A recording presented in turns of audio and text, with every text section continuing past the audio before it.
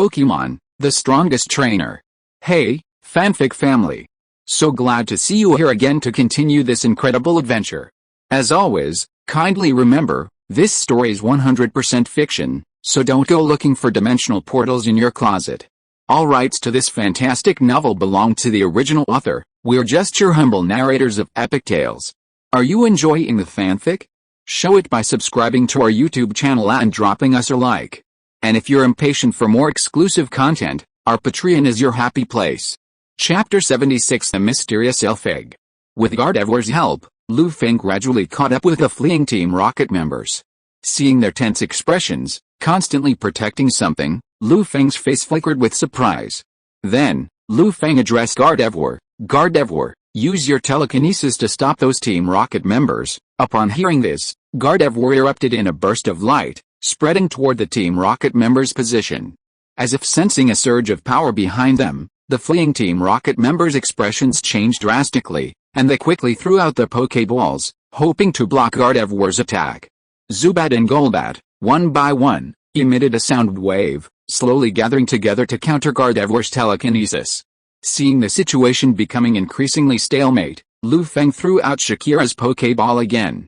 He looked at the panicked Team Rocket members and ordered Shakira, use Sandstorm. Stop them from escaping. As Feng's command fell, a gentle breeze of sand slowly rose through the corridor, and fine dust storms gradually formed. Enveloped by the sandstorm, the Team Rocket members found it difficult to move forward. Stuck in a dilemma, they slowed their pace and turned to engage Feng. Shakira, use Stone Attack.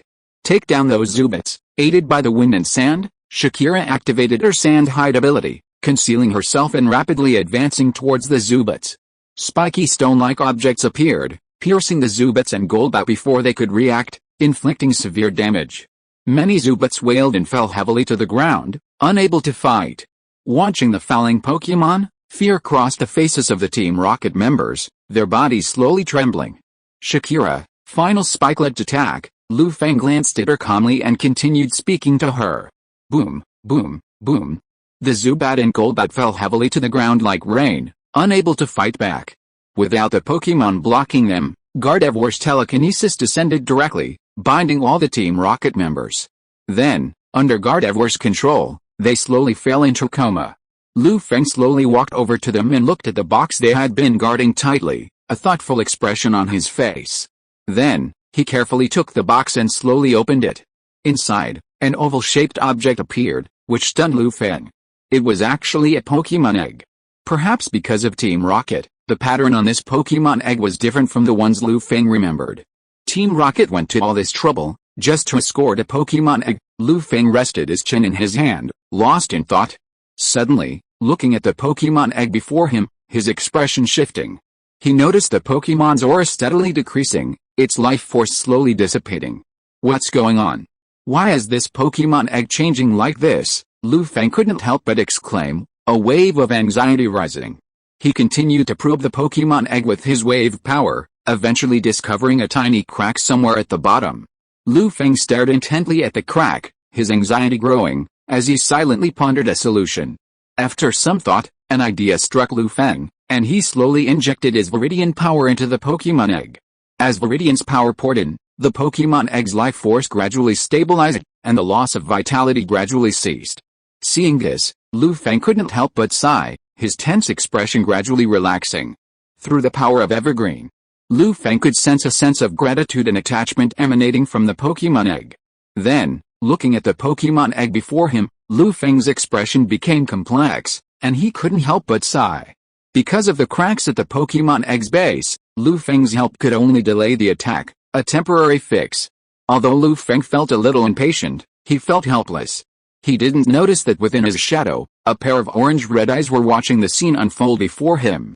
Hidden in the shadows, Machado sensed Feng's anxiety and concern. A flicker of human consideration flashed across his face, and a touch of warmth crept into his gaze. He gently waved his hand, stirring a breeze that gradually dislodged something from Feng's possession. A rainbow-colored feather, radiating a warm, fiery aura, slowly landed on top of the Pokémon egg. A wave of energy emanated from the feather, sinking directly into the Pokémon egg. A strange power emerged, helping the Pokémon egg mend its cracks. As Lu Feng watched, the crack slowly vanished, leaving the Pokémon egg radiant and undamaged. The life force within the Pokémon egg slowly revived, returning to normal. Lu Feng's face was filled with disbelief at the sudden change, but after some reflection, he looked at his own shadow and silently said, "My shadow, thank you." My shadow didn't respond, but his shadow trembled slightly. Lu Feng knew for sure that the gust of wind must have been my shadow's hand or foot, otherwise, how could a rainbow feather have landed on this Pokémon egg by such chance? He gathered his belongings and slowly put the Pokémon egg away, carefully placing it there, fearing it might suffer any further harm. Just then, hurried footsteps could be heard in the distance, and the sound of heavy breathing gradually reached Lu Feng's ears. Gazing in the direction of the footsteps, Lu Feng's face grew wary, signaling Shakira to prepare for attack. A minute later, Lambda, his clothes torn and looking somewhat disheveled, appeared. Seeing Lambda's appearance, Lu Feng suddenly understood. Yolongdu must have defeated Apollo and his allies, leading to Lambda's miserable state. Maximum power sharp stone attack, a voice rang out, and sharp stone-like objects appeared around them, smashing towards Lambda's bat. Zbat, already battered, collapsed under the fierce attack. Lambda stared at the Falin's bat, stunned. He had never imagined that there were still enemies hiding here. Lu Feng slowly emerged and had Gardevoir use telekinesis to control a Radom to prevent him from launching any other attacks. Chapter 77 Evolution of Bangila. Lu Feng looked at Lambda, shook his head slightly, and then knocked him unconscious. Just as Lu Feng was about to leave, a brilliant light suddenly emanated from Shakila, blinding him. Is it evolving? Lu Feng stared at Shakila in astonishment, his mind still puzzling. Normally, for a Shakila to evolve into a Bangila, it would need to continuously accumulate strength and break free from the thick armor encasing its body before the transformation could be completed. Seeing the sudden change before him, Lu Feng slowly stopped and waited silently. Soon, a massive figure with a ferocious aura, reminiscent of Godzilla from the movies, appeared. Bangila, with a roar, the sound shook the entire underground space, gradually spreading to the surroundings. Lu Feng cast a detection skill at Bangila and began to observe its changes. Name, Bangila. Gender, male. Sign, attribute, rock plus evil. Ability, tension, makes the opponent nervous, preventing them from eating fruit. Classification, armor Pokémon. Level 53. Qualification, champion. Skills, destruction beam, ultimate impact, rumble, earthquake, massive destruction, wave of evil. Lu Feng's face lit up with surprise as the information appeared before him. He hadn't expected that this evolution would unleash the power stored within him, allowing Bangila to directly enter the realm of Quasi-King, and his level had skyrocketed to level 53. Congratulations, Bangila, Lu Feng said heartily, gazing at the giant figure before him. Bangila? Bangila responded with a low growl.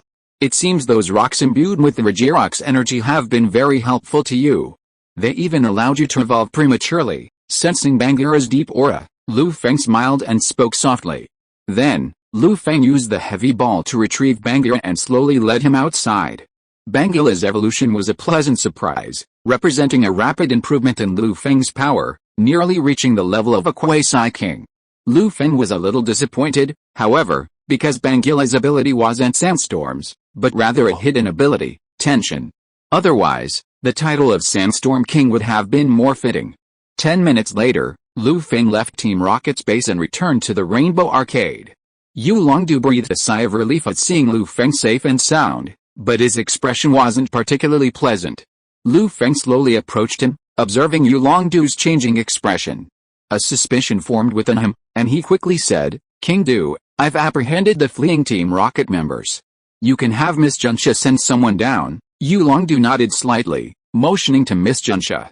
Miss Junsha then led a number of officers into Team Rocket's base and apprehended the members one by one.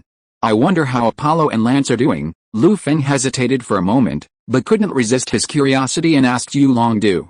Hearing their names, a gloomy expression gradually appeared on Yulongdu's face, and he said with a hint of resignation, they've already escaped. If it weren't for the help of a top-level Beedrill, they wouldn't have gotten away. Lu Feng's face changed slightly after hearing Yulongdu's words. If he was right, that top-level Beedrill must be Sakuki's ace. What a pity, we didn't catch any of Team Rocket's leaders, Yulongdu said with a complex expression, his fists clenching tightly. Lu Feng listened to Yulongdu's words, a strange expression on his face, and then he whispered, "Actually, I happened to run into Lambda when he was escaping and was able to capture him." Yulongdu listened to Lu Feng's words, his face slightly distracted, and then a look of ecstasy appeared on his face. He hadn't expected a silver lining, and the gloom that had been hanging over his head gradually dissipated. Although only Lambda had been apprehended, it was still better than failing to capture even a single Team Rocket leader. "Thank you so much, Lu Feng." Yulongdu looked at the calm Lu Feng and expressed his sincere gratitude. Lu Feng shook his head and waved his hand, telling Yulongdu not to be so skeptical. Yulongdu pondered for a moment, then suddenly came to a decision. He solemnly addressed Lu Feng. "Lu Feng, I have a recommendation for a spot in the dragon's lair. This is my token of gratitude. Thank you for your contribution to this operation. If you have time next year, you can travel to Yanmo City in the Johto region and join the Yulong family members in the dragon's lair. You can participate in the trials there and gain the recognition and following of the dragon-type Pokémon." "Thank you, King Du, for your help," Lu Feng said, a look of surprise on his face. "Ding. Congratulations to the host for completing the mission. Received 3 silver crowns, Yulongdu's gratitude, and a Z bracelet." World announcement. Player 9527 successfully destroyed Team Rocket's base. This announcement is hereby made. We hope all players will work harder. World announcement. Player 9527 successfully destroyed Team Rocket's base. This announcement is hereby made. We hope all players will work harder. World announcement. Player 9527 successfully destroyed Team Rocket's base. This announcement is hereby made. We hope all players will work harder. Ding. Congratulations to the host for obtaining 1 trait capsule. Hearing the system notification chime, Lu Feng's smile curled slightly, a bright expression on his face. He then bid farewell to Yulongdu and returned to the Pokémon Center. Lu Feng retrieved the newly acquired trait capsule and handed it to Bangara. With the help of the trait capsule, Bangara's trait instantly changed to Flying Sand. Lu Feng then took out a silver crown and a gold crown and gave them to Charmander. With the help of these 2 crowns, Charmander's aptitude was elevated from quasi-champion level to champion level. At this point, all 5 Pokémon on Lu Feng's team had reached champion level. When he triggered another world announcement, countless players looked at the familiar number, a look of as expected on their faces, and then stopped paying attention. After all, with Lu Feng triggering so many announcements, all the players had gradually become familiar and numb, their hearts somewhat calm. Chapter 78, Mysterious Pokémon in the New Island. The next day, the sun shone brightly, the midsummer heat blazing. After a quick breakfast, Lu Feng departed Yuhong City and headed towards Qianhong City. Lush green trees lined Route 18, their branches and leaves shading the travelers from the scorching sun. The chirping of bug-type Pokémon echoed in the air, a lingering sound, enhanced by the gentle breeze. Gazing at the flocks of Pidgeots in the woods and the occasional wild Pokémon darting along the road, Lu Feng pondered for a moment, his decision instantly coming to mind. "Come out, Charmander," he whispered, tossing his Pokéball and releasing his own Charmander. Charmander's pupils flickered, reflecting the golden sunlight. He glanced around in confusion, a look of bewilderment on his face. "Charmander, training is about to begin. From here to Crimson City, you'll be the one to fight," Lu Feng explained calmly, extending his right hand to stroke his glossy bald head. Charmander growled at Lu Feng's words, his eyes ablaze with fighting spirit, the flames of his tail blazing fiercely. Lu Feng then led Charmander into the nearby forest, observing the passing wild Pokémon with a meaningful smile. Just then, a shrew happened to pass by them. Just as it was about to leave, it was stopped by Charmander. The shrew glanced at Lu Feng and Charmander in confusion, its eyes filled with bewilderment, unsure what these 2 Pokémon were planning. The mere sound of Lu Feng's voice sent a chill through it, as if it had fallen into an icy cavern. A chill penetrated its bones, a chill that even the blazing sun couldn't dispel. "Cloth, come and fight." A few minutes later, Cloth, tear-stained, collapsed to the ground, its face awash with grief and indignation. Lu Feng first used Viridian's power to heal it, leaving it a delicious fruit, and then continued searching for other wild Pokémon with Charmander. Suddenly, the entire forest erupted in panic, a commotion erupting.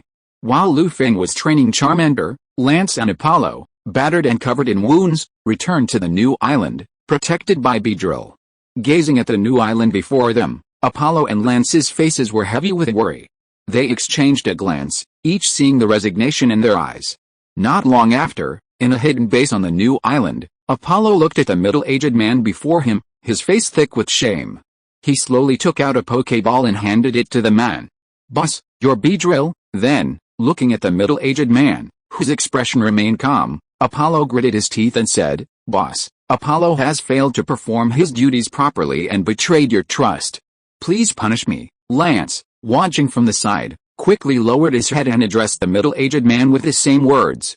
The middle-aged man sat upright on a stool, his right hand gently stroking the cat's fur. His face was completely obscured by the darkness, and no expression could be seen. He looked at Apollo and Lance, tapping the armrest of the stool with his left hand. He remained silent for a long time, not saying a word. After a long moment, he slowly spoke, his voice deep. "What's going on? Tell me the details of this incident." Apollo and Lance listened to the man's words, noticing his calmness and breathing a sigh of relief. Then, Apollo slowly raised his head and explained the entire incident to the middle-aged man. The middle-aged man listened quietly to Apollo's explanation, his eyes gradually deepening. "Boss, the alliance is going too far this time. Should we do something?" Apollo finished, his face again filled with resentment as he questioned the middle-aged man. The middle-aged man shook his head slightly and said to Apollo and Lance, "There's no rush for this. Right now, our focus is on completing the experiment. By the way, the experimental data from the Hoenn City base shouldn't have fallen into the hands of the Alliance, right?" As if remembering something, the middle-aged man asked Apollo and Lance. "Boss, don't worry. We've already transferred all the data. Anything we can't take away has been destroyed. We won't leave any information with the Alliance to alert them." Lance thought for a moment and spoke seriously to the middle-aged man. The middle-aged man nodded slightly. Although he was a little unhappy about the fall of the Hoenn City base, he didn't say anything else. "It's just that," Apollo thought of something and began to hesitate, seeming to hesitate. Hearing Apollo's words, the middle-aged man fixed his gaze on him, his gaze as calm as water, waiting for his next words. "It's just that the Pokémon egg used for genetic experiments has fallen into the hands of the Alliance." Apollo pondered for a moment, then spoke cautiously to the middle-aged man. After hearing Apollo's words, the middle-aged man gradually fell silent. His aura gradually intensified, and his expression became extremely stern. Feeling the pressure of this powerful aura, Apollo and Lance struggled to hold on, their faces pale. After a while, the middle-aged man slowly withdrew his aura and said in a low voice, "We must recover the Pokémon egg. If it's impossible, we must destroy it to prevent the Alliance from discovering our intentions." "Yes." Apollo and Lance shuddered at his words and quickly addressed the middle-aged man. At that moment, an explosion was heard, triggering the alarm throughout the base, and the noise became quite chaotic. The middle-aged man, Apollo, and the others, looking at the scene before them, couldn't help but change their expressions. They hurried to the source of the explosion. In a smoke-filled laboratory, all the glassware shattered, the solutions within splattered onto the walls, and all the machines were damaged, leaving the place in a state of disarray. Many researchers collapsed to the ground, their faces filled with fear and anxiety. Before them was a Pokémon figure walking upright, gazing at the surrounding scene in confusion, somewhat at a loss.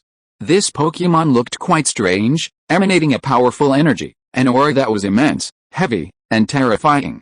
It glanced at the crowd around it, uttered an ethereal voice, and asked everyone, "Who am I?" Chapter 79 Mewtwo. The Pokémon scanned the crowd and its surroundings, its face filled with confusion. "Who am I?" a disembodied voice echoed, carrying a certain unknown question, slowly reaching everyone's ears. But seeing the shocking scene before them, everyone was stunned and fell silent. After a long moment, a researcher looked at the Pokémon before them and said tremblingly, Your name is Mewtwo." "Mewtwo?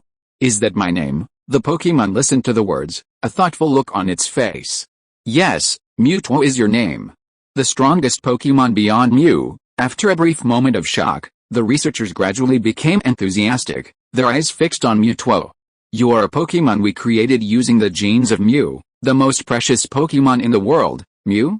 Is it my father or my mother?" Mewtwo asked silently, his face filled with curiosity. "That's true, but not entirely," the researchers replied with a smile, completely immersed in joy. "It's us humans who have given Mew's genes more possibilities. You were born to be the strongest Pokémon?" At this, all the researchers were excited.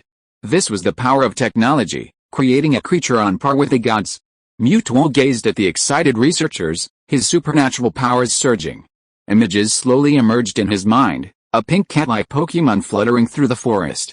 And a little girl, whose face was indistinct, bidding it a final farewell. "Goodbye, my friend, I'm leaving. I won't be able to see you again," the little girl, enveloped in light, said silently to Mutuo with a smile. Gazing at the little girl's back and listening to her farewell words, a touch of sadness crept across Mutuo's face. He whispered, "Little love." Hearing his own name slip out, Mutuo froze, his face filled with confusion. "Who is IOAI? Why do I feel so familiar?" it pondered, but could find no relevant information. As it continued its search, a stabbing pain entered its brain, giving it a splitting headache.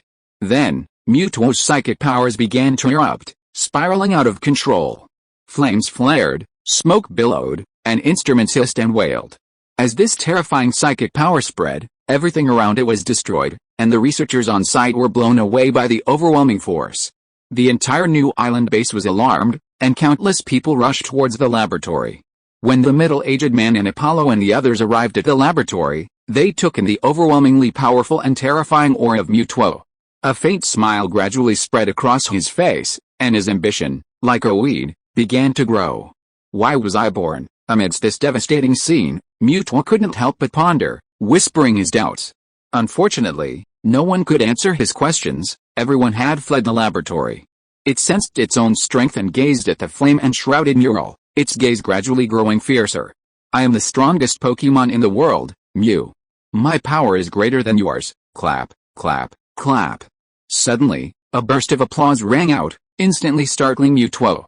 Mutuo turned and looked toward the source of the sound, a wary expression on his face. "You may be the strongest Pokémon in the world, but there's another, more powerful being in this world." The middle-aged man slowly approached Mutuo and spoke softly. "Humans." Mutuo looked at the middle-aged man with a hint of doubt. Hearing Mutuo's question, the middle-aged man's lips curled slightly, and he continued, "If you cooperate with humans, this world will be ours, but if you unleash your power, this world is doomed to destruction." Mutuo listened to the man's words, a look of confusion on his face. He asked, "Then what should I do?" "You must learn to control your power," the middle-aged man said calmly, looking at Mutuo. "If you can't control your power, the world will become like this island, consumed by flames." "Control." Mutuo repeated the word repeatedly, slowly falling into a state of contemplation. Then, suddenly raising its head, it addressed the middle-aged man. "What should I do?" The middle-aged man's smile brightened as he heard Mutuo's words. "Mutuo, come with me. I'll teach you how to control your power," the buzz-cut man said calmly, a look of anticipation on his face. Mutuo didn't immediately agree, but instead pondered the situation. After a moment's silence, gazing at the flames all around them, the scene of devastation and destruction, Mutuo finally agreed and left with the middle-aged man, searching for a way to control his power. Shortly thereafter, a helicopter took off from New Island and flew towards Viridian City. Only the desolate New Island remained, slumped in the thick flames.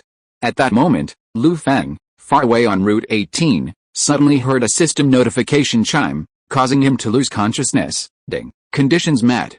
Congratulations to the host for obtaining the legendary quest, Mutuo's counterattack. Quest start time, unknown. Please be prepared. Feng's expression gradually shifted as he looked at the message before him, his expression changing, becoming somewhat uncertain. This quest had appeared after he completed the previous quest with Old Man Fuji, but it had remained dimmed because certain conditions hadn't been met. Feng had previously speculated that this was because Mutuo hadn't yet been born, but judging by the current situation, it seems likely that it had.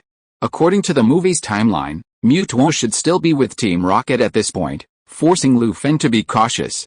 After all, he had disrupted Team Rocket's plans so many times before, and there was no telling if he would run into Mutuo the next time he visited the Takawa gym. After a long moment, Feng sighed silently, reflecting on the information in his mind, and gradually calmed down. Then, Feng turned his gaze to Charmeleon and whispered to it, "Charmeleon, it's time to go." After a few days of training, Charmander evolved into Charmeleon, and with the help of wild Pokémon, it reached level 32. Charmeleon roared softly at his words and silently followed Feng out of the woods, heading towards Crimson City. Chapter 80: The disappearance of the mini dragon mother and child. The sun shone brightly, the sky clear and the air crisp. After 3 days of travel, Lu Feng appeared outside the wild area. Gazing at the wild area before him, Lu Feng's eyes flickered slightly. He slowly stopped, stood still, and pondered.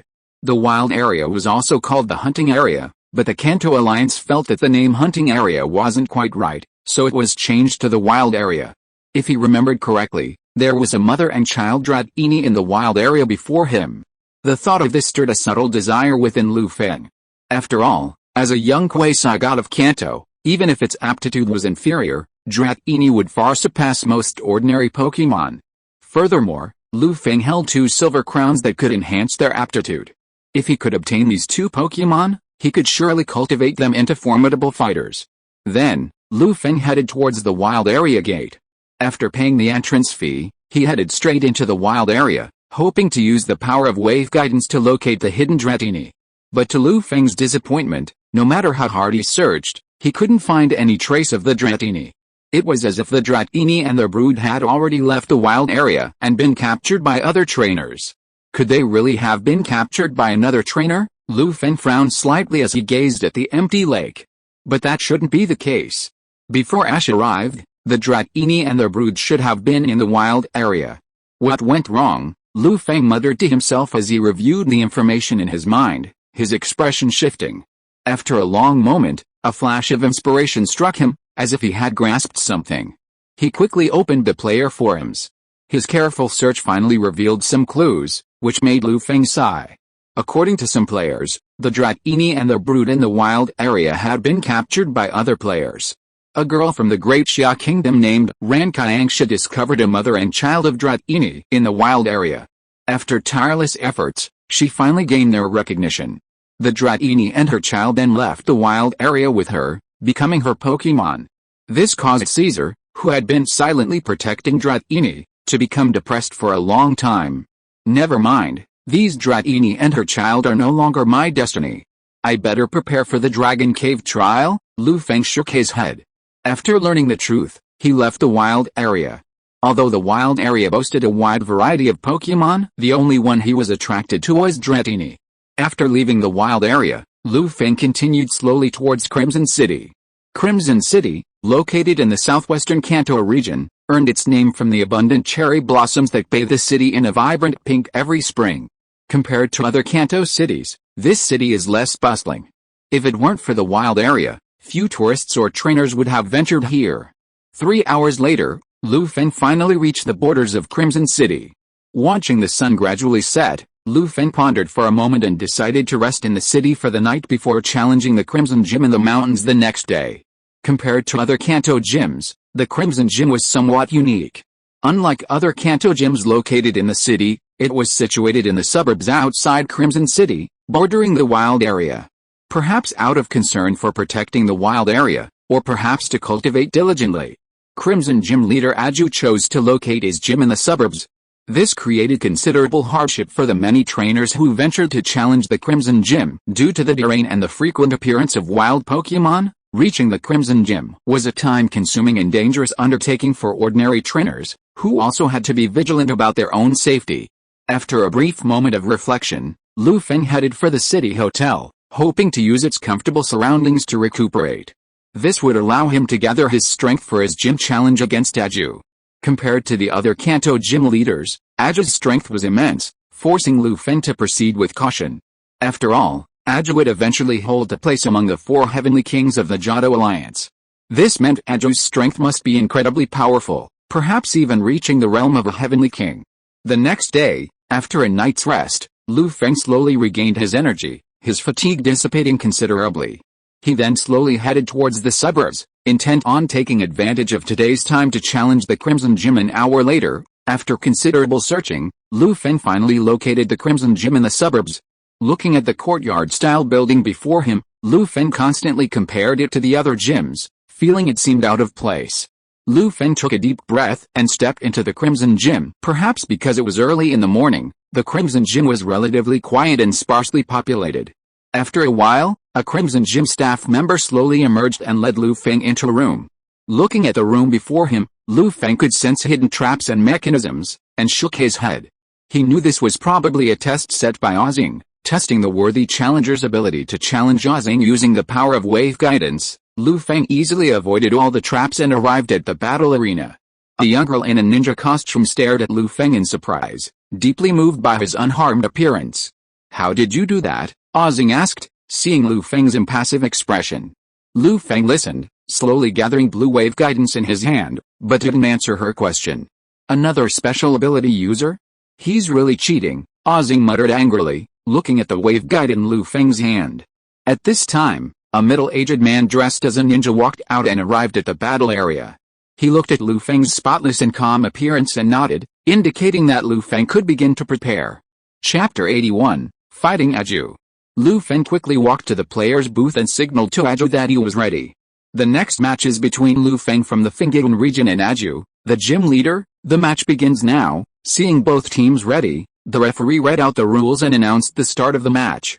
"This is my first Pokémon, go, for ball." Aju searched carefully, retrieved a Pokéball from a cart, and sent out his first Pokémon.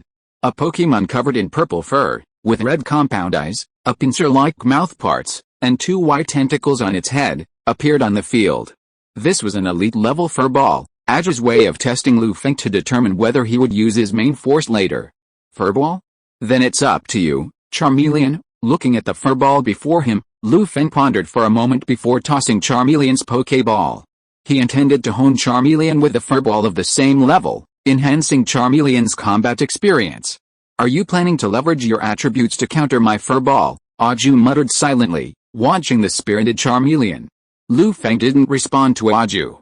Instead, he cautiously instructed Charmeleon, "Charmeleon, use Jet Flame on the furball." Charmeleon erupted from its mouth, scorching with heat as it swept towards the furball's location. The flames raised the surrounding temperature, dissipating moisture and leaving the area incredibly dry.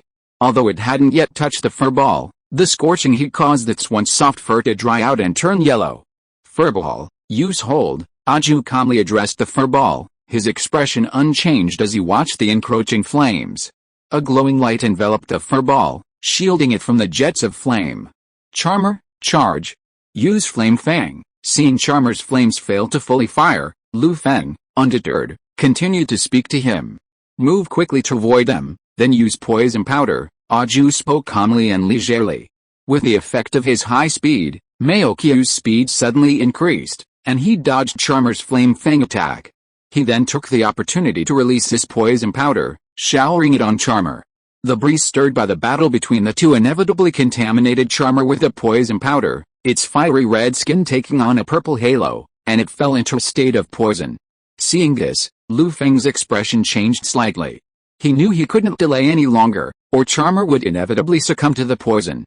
He quickly commanded Charmeleon, "Charmeleon, use Smokescreen." As Lu Feng finished his words, a cloud of pitch-black gas erupted from Charmeleon's mouth, gradually enveloping the entire battlefield, obscuring any view. Aju observed the situation, his brow furrowing slightly. After a moment's deliberation, he addressed Maokyu, who was shrouded in the smoke. "Maokyu, pay attention to any noise changes and be prepared to evade at any moment." Charmeleon, at 4 o'clock, use continuous jets of flame. Lu Feng, using the power of the wave guide, easily located Charmeleon and Maokyu's positions within the smokescreen and whispered to Charmeleon. A blazing red light shone from the pitch-black smokescreen, carrying a scorching heat that burned through the air and dealt a heavy blow to Maokyu. With his vision obscured, Maokyu had no time to react and was struck by the continuous jets of flame, instantly striking his vital points and rendering him incapable of combat. As the smoke cleared, the battlefield gradually became clearer. Furball lay sprawled on the ground, unable to fight. Charmeleon was also in poor condition. The poison powder was constantly draining its stamina, and it was constantly suffering from the effects. AG watched the scene, shook his head slightly, and sighed inwardly. After all, it wasn't a Pokémon he'd personally raised, so he didn't even have the ninja skills of sound tracking used in his daily training. Then, he silently took out his Pokéball, collected Furball, and sent out his next Pokémon. It was a gym-level Mormouth, and judging by its appearance, it must be one of AG's second-team Pokémon. Its body was a pale purple, its abdomen covered in white fuzz. Its eyes were like bubbles, each containing a black pupil. 2 sharp fangs dotted its mouth parts, and its two pairs of massive wings were covered in purple poison scales. Lu Feng carefully examined the Mormoth for a moment, then checked Charmeleon's condition. After a brief moment of deliberation, he decided to reclaim Charmeleon. He then dispatched his starter Pokémon, Swampert. Mormoth, fly high and use butterfly dance, Aju said calmly to the Mormoth. The Mormoth gradually gained altitude and began to flutter through the air, performing a mysterious dance with graceful movements that was quite beautiful. Lu Feng's expression changed slightly as he looked at the Mormoth before him. He addressed Swampert directly. Swampert, use water wave to interrupt the Mormoth's butterfly dance. Swampert roared, unleashing water wave and slamming towards the Mormoth. The Mormoth repeatedly dodged, using its agile flight to avoid water wave's attack. However, this interrupted its own butterfly dance, preventing it from completing its amplification. The Mormoth danced relentlessly through the air, dodging Swampert's attacks but not launching an attack. This puzzled Lu Feng and prompted him to glance at Aju. Aju, observing the situation calmly, offered no instructions, seemingly waiting for something. Seeing this, Lu Feng's brows furrowed, a foreboding feeling welling up in his chest. Only when a gentle breeze blew, the air shimmering with glints of light, did Lu Feng finally react. He quickly addressed Swampert. Swampert, use tidal tide to envelop yourself and avoid the poisonous scale dust in the air. Swampert, upon hearing this, immediately used tidal tide to envelop himself. The approaching poisonous scale dust, succumbing to the resistance of the water, melted into the water.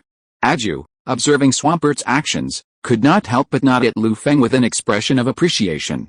Swampert, use the technique and attack Mormoth. As Lu Feng finished his words, Swampert nodded in understanding, gathering the power of its surrounding whirlwind skills and hurling them towards Mormoth. The water gushed out at an incredible speed, splashing onto Mormoth's wings, dampening them with moisture. The moisture added weight to Mormoth's wings, gradually slowing its flight.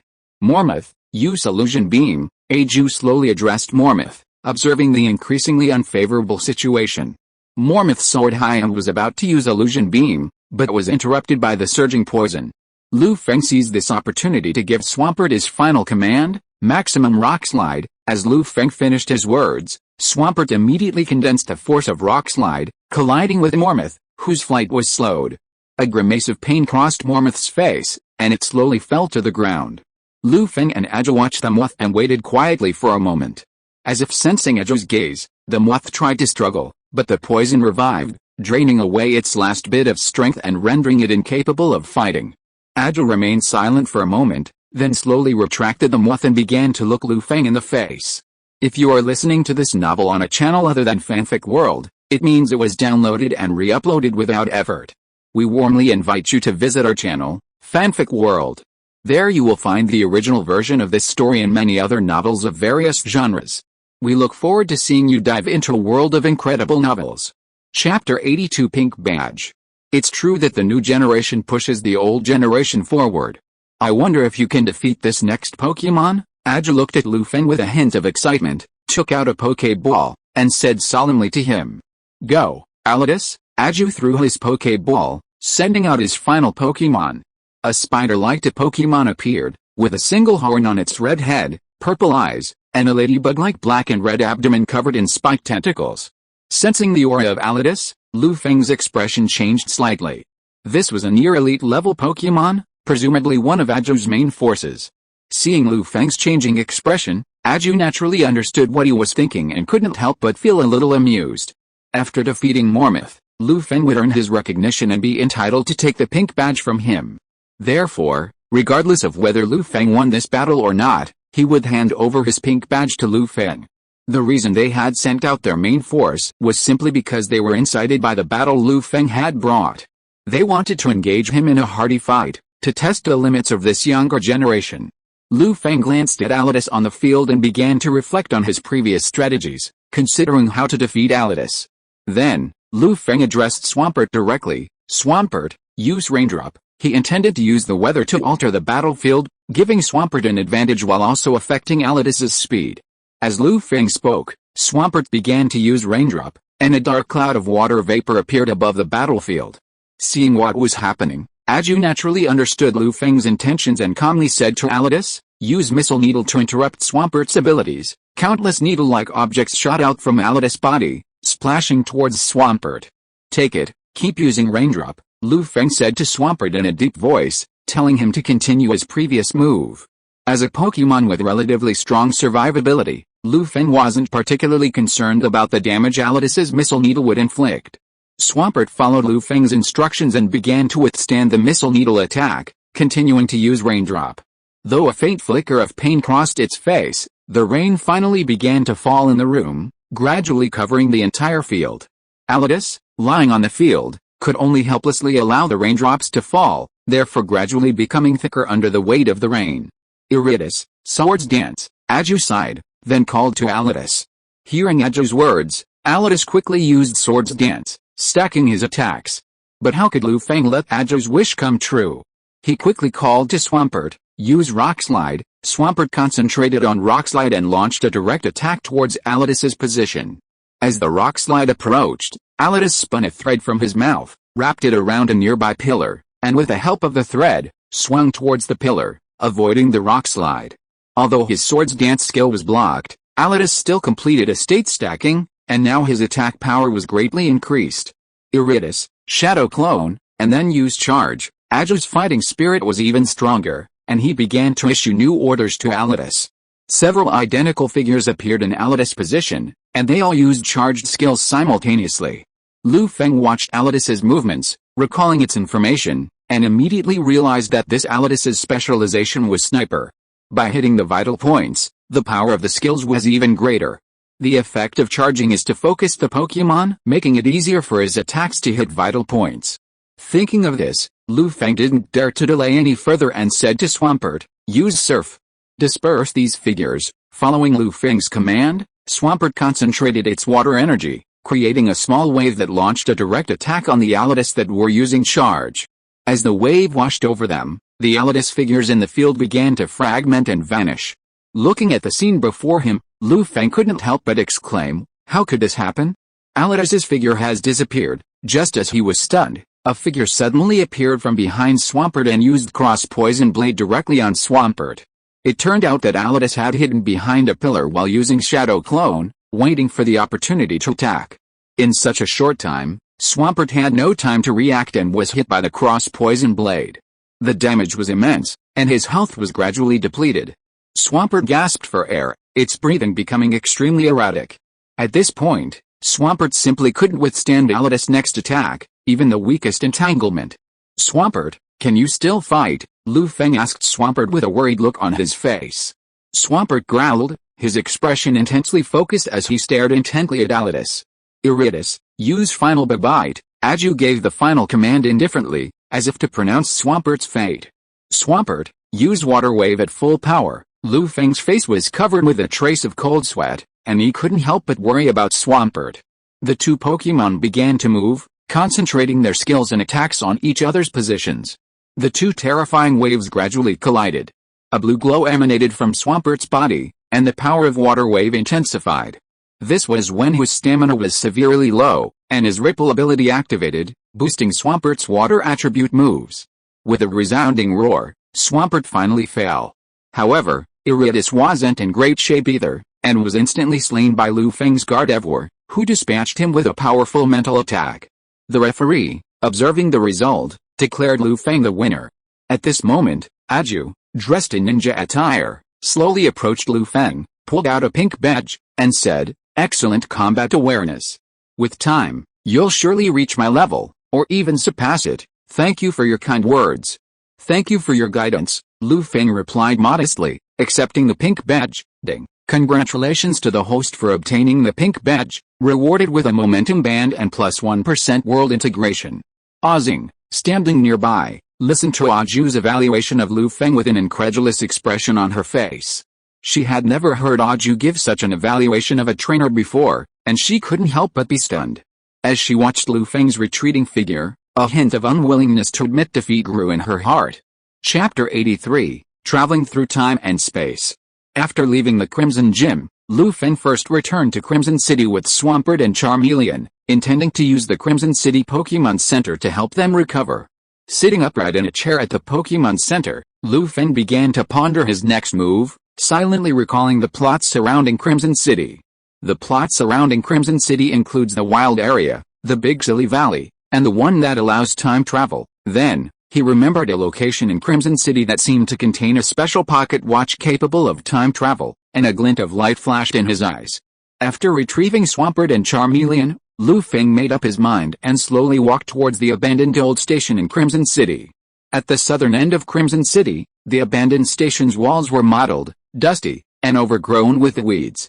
The lush trees in front of the gate had turned drab and withered, devoid of any vitality, leaving no trace of its former self. The entire place seemed abandoned, shrouded in an air of decay and decay. Swampert looked at Feng with a hint of doubt, wondering why he had come to this place. Feng looked at the station before him, silent and thoughtful. After a brief moment of distraction, Feng led Swampert into the dilapidated station and slowly walked towards the platform.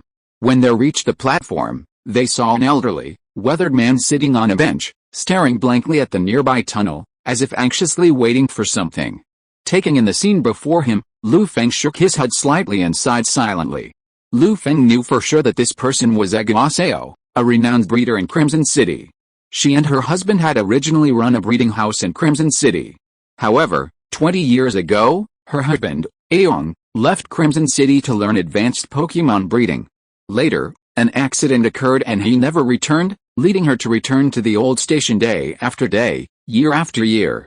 Silently standing on the platform, she awaited awakens' return.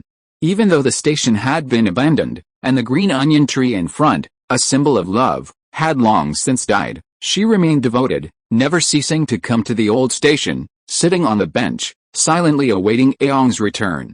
I had already been moved by the scene when I saw it in the animation, but I didn't expect to be able to truly relate to the sadness after witnessing it in person. Suddenly, awakens' wife, seemingly startled by Feng's arrival, slowly came to her senses. A hint of surprise appeared on her face, and with a kind smile, she said to Feng, "Young man, why are you here at this abandoned station?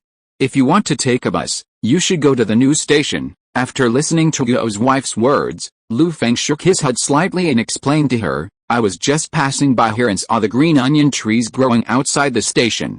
I wanted to come in for a walk, not to take a bus. Green onion trees. What a pity, they have died over the years, and we can no longer see what they used to look like." After hearing Feng's words, awakens' wife nodded at first, then her expression became a little dazed, and she said with a touch of sadness. As if touched by awakens' wife's sadness, the weather gradually changed. Dark clouds covered the sky was gloomy, and raindrops fell. "Young man, it's going to rain hard. Better leave." Gazing at the torrential downpour, awakens, after a brief exchange with Feng, left the dilapidated station, hunched over, heading off in a certain direction. Feng sighed softly, his face taking on a perplexing expression as he watched the receding figure. The rain fell, and the old homeland was covered in thick weeds, yet there was always someone still guarding the dilapidated station, waiting for someone who would never return. After a brief silence, Feng tossed a Gardevoir Pokeball and whispered to it, "Gardevoir, use your perception to help me find a golden pocket watch. It's near these tracks." Gardevoir nodded gently, beginning to explore every corner of the area. 10 minutes later, it slowly opened its eyes, used teleport to a certain location on the tracks, and retrieved the golden pocket watch. Looking at the golden pocket watch before him, a smile gradually spread across Feng's face. He said to Gardevoir, "Thank you, Gardevoir." Gardevoir said softly, shaking her head at Feng before handing him the golden pocket watch. "Is this the watch that can travel through time and space?" Feng murmured softly, looking at the slightly dimmed golden watch in his hand. "Ding. Congratulations to the host for receiving the elite quest, travel through time and space. Quest time limit, none. Quest requirements, use the pocket watch to return to the past and help awakens and awakens make up for their shortcomings. Quest reward, earn the title of Pokemon Breeder, gain relevant breeder knowledge, plus 0.5% world integration, failure penalty, none." Suddenly, just as Feng touched the golden pocket watch, the system notification sounded. Feng listened to the sudden mechanical voice, his expression as calm as usual, without the slightest change. This time, he mainly wanted to verify his speculation and see if it was true. After all, objects capable of time travel are rare in the entire Pokémon world. Aside from Emperor Luca, the god of time and space, and the Celebi clan. Perhaps only the bizarre Radam of Kalos and Kapukakoro of Valhalla can travel through time. I'm not expecting any rewards, but I mainly want to experience the feeling of traveling through time. After a brief preparation, Lu Feng chuckled softly and slowly opened the pocket watch. A brilliant golden light appeared, dazzling, slowly enveloping Lu Feng. With an unpredictable force, it caused the surrounding scene to undergo a drastic transformation. Then, Lu Feng's entire figure suddenly vanished, leaving the abandoned station. Chapter 84 Celebi appears. 20 years ago, at the old station in Crimson City, a flash of golden light appeared, and Lu Feng appeared on the platform. He watched the pedestrians coming and going, carefully surveying his surroundings, and said with some surprise, "Is this what it's like to time travel?" It doesn't seem unusual. Unbeknownst to Lu Feng, while time traveling, he was far away in the Sinar region, in a dimension inaccessible to ordinary humans. A Pokémon, resembling a dark blue sauropod dinosaur with several light blue stripes and metallic parts, seemed startled by the fluctuations in space and time and couldn't help but look towards him. Sensing his emanating aura, it remained silent for a long time before slowly retracting its gaze. Several other Pokémon, green and with onion-shaped heads, traveling through space and time, also slowly approached Lu Feng's current time and space, sensing a familiar presence. Lu Feng casually glanced around, but finding his target unseen, he slowly departed, heading towards the station. Not long after, Lu Feng spotted Aang outside the station. He was about to go and stop him, but was blocked by the crowd of pedestrians. Watching Aang walk away, a wry smile flashed across Lu Feng's face, and he shook his head slightly. Is this the power of history to correct? Even if I replaced Xia Oyo, the relevant trajectory hasn't changed. Lu Feng's face showed a complicated expression, and he spoke in a voice that only he could hear. With this thought, Lu Feng walked towards the location of the hot air balloon. With the help of the hot air balloon and Swampert, Lu Feng repeated Xia Oyo's method, using Pokémon moves to artificially create snow, preventing the train from leaving on time and successfully stopping Aang. After this, with the appearance of a Guo's wife, everything was completed smoothly. Congratulations to the host for completing the mission. You've earned the title of Pokémon Breeder, gained breeder-related knowledge, and your world integration degree increased by 0.5%. The system notification sounded as expected as Lu Feng completed the mission, but he paid no attention. Instead, he continued to explore with his wave power. The golden pocket watch in his hand, which was about to dissipate, suddenly stopped for unknown reasons. This stirred a new level of reverie in Lu Feng's mind, and he began to search for the figure in his mind. After a long moment, Lu Feng suddenly looked toward a distant forest, a look of astonishment on his face. He then led Swampert towards the forest.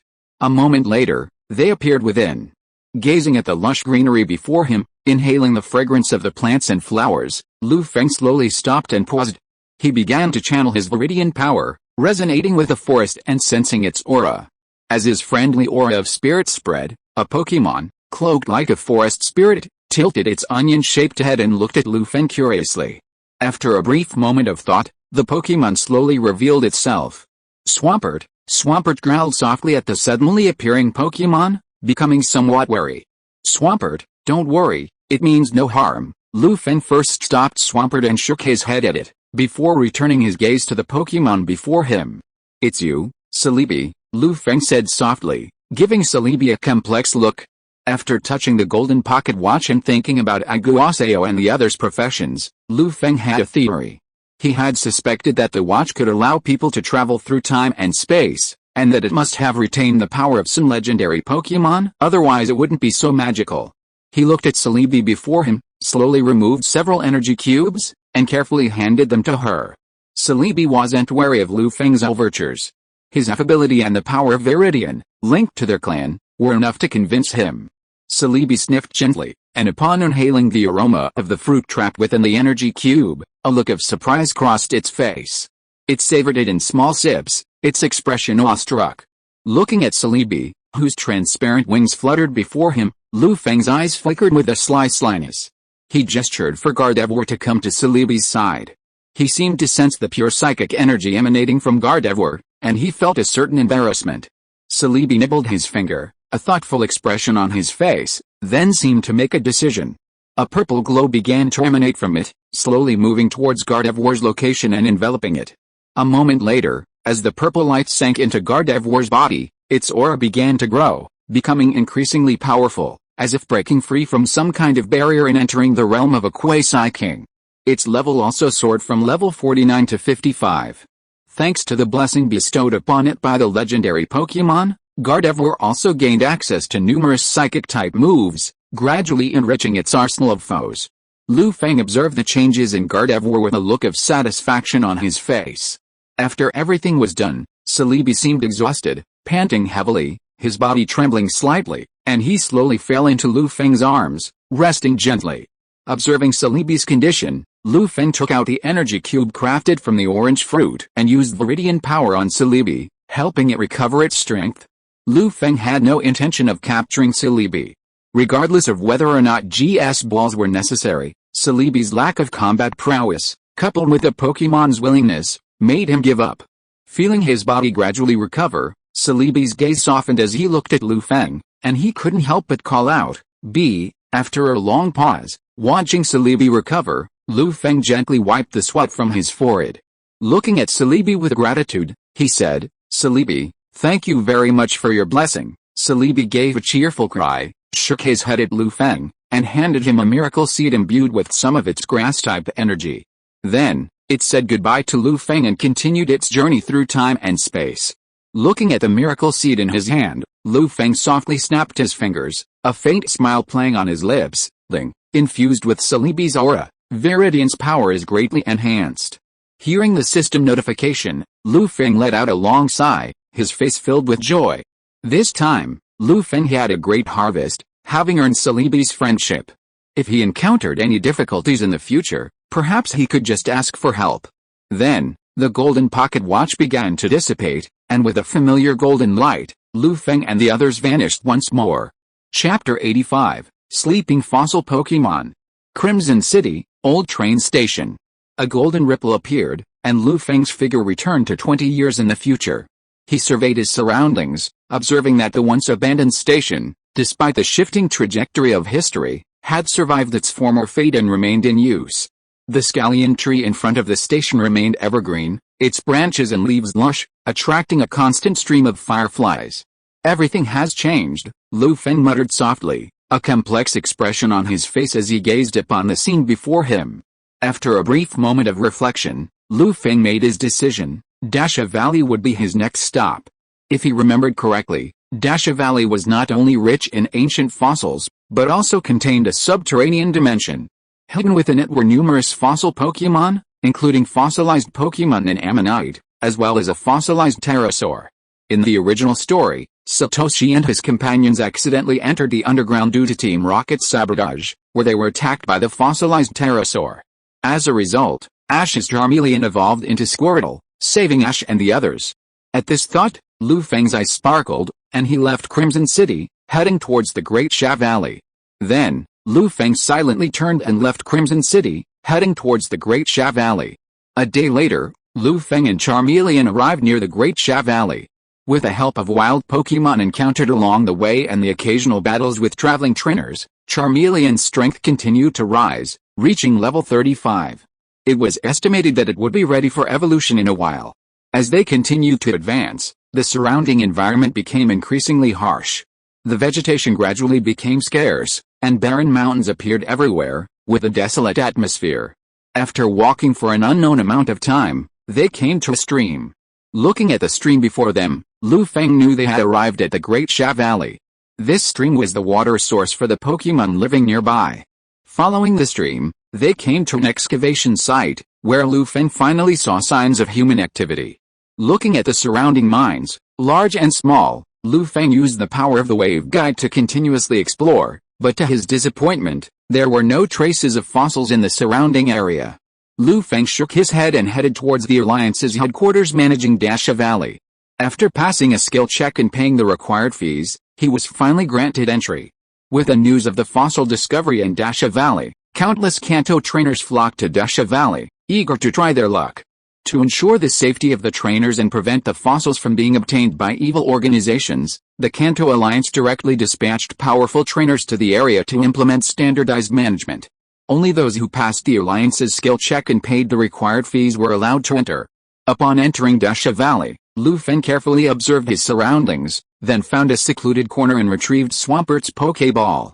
With a flash of red light, Swampert appeared before Feng. "Swampert, use dig here, and be gentle." Feng pointed to a specific spot and gave Swampert a command. Swampert nodded at Feng and began to move. As Swampert attacked, the ground began to slowly shake. Soon, a pitch-black cave entrance appeared before Feng. Gazing at the deep and dim entrance, Feng drew his flashlight and, along with Charmeleon and Swampert, stepped inside. They continued along the pre-existing passageway within the cave, gradually revealing ancient fossil Pokémon. Wild Pokémon like Paladin, Ammonite, and Scytherhelm appeared before them. These wild Pokémon exuded an aura of ancient antiquity, exuding a fierce and powerful aura. They lay dormant within the cave. Furthermore, their numbers were immense, densely packed together, a sight that was terrifying. Feng, accompanied by Charmeleon and Swampert, carefully passed by them, not wanting to disturb their slumber. This was to prevent them from suddenly awakening and attacking him. Meanwhile, Feng periodically activated his detect skill, scanning the surrounding Pokémon information. As he scanned the Pokémon information, a look of disappointment crossed his face, and he couldn't help but sigh. It seemed that due to changes in their living environment and the erosion of time, these fossil Pokémon had undergone significant changes and were no longer what they once were. While these dormant fossil Pokémon were powerful, none below the elite level, their aptitude wasn't particularly high, generally low. The highest ranking Pokémon was barely at the elite level, completely unworthy of training. Upon seeing this, Feng developed a foreboding premonition. If all the fossil Pokémon here were like this, what about the fossilized pterosaurs also residing in this underground space? Thinking of this, Feng shook his head slightly, mentally preparing himself for the situation. Then, they continued walking through the dim underground space without pausing. After an unknown amount of time, Feng, Charmeleon, and Swampert arrived at a cave with a lake. Seeing no trace of Pokémon around, a thoughtful expression crossed his face. Then, he slowly aimed his flashlight at the cave ceiling and, as expected, made a remarkable discovery. A Pokémon with a gray body, purple-gray wings, serrated teeth, and 4 sharp claws, resembling a Cretaceous pterosaur, hung upside down from a rock formation, its eyes tightly closed, in a deep sleep. Fossilized pterosaur, Feng thought, a hint of longing on his face as he gazed at the Pokémon before him. But after discovering information about the fossilized pterosaur, his expression fell. What a pity. This fossilized pterosaur, like all the other fossilized Pokémon out there, has undergone a drastic change in its abilities, he sighed, a look of disappointment etched across his face. After weighing his options, Feng decided to give up on the fossilized pterosaur and decided not to capture it. Just as he was about to leave, a dazzling flash of light appeared on the shimmering surface of the lake, illuminated by the flashlight.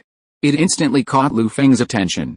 After a brief moment of deliberation, he slowly approached the spot, his steps extremely light, fearing to startle the fossilized pterosaur overhead and trigger a riot among the Pokémon in the space.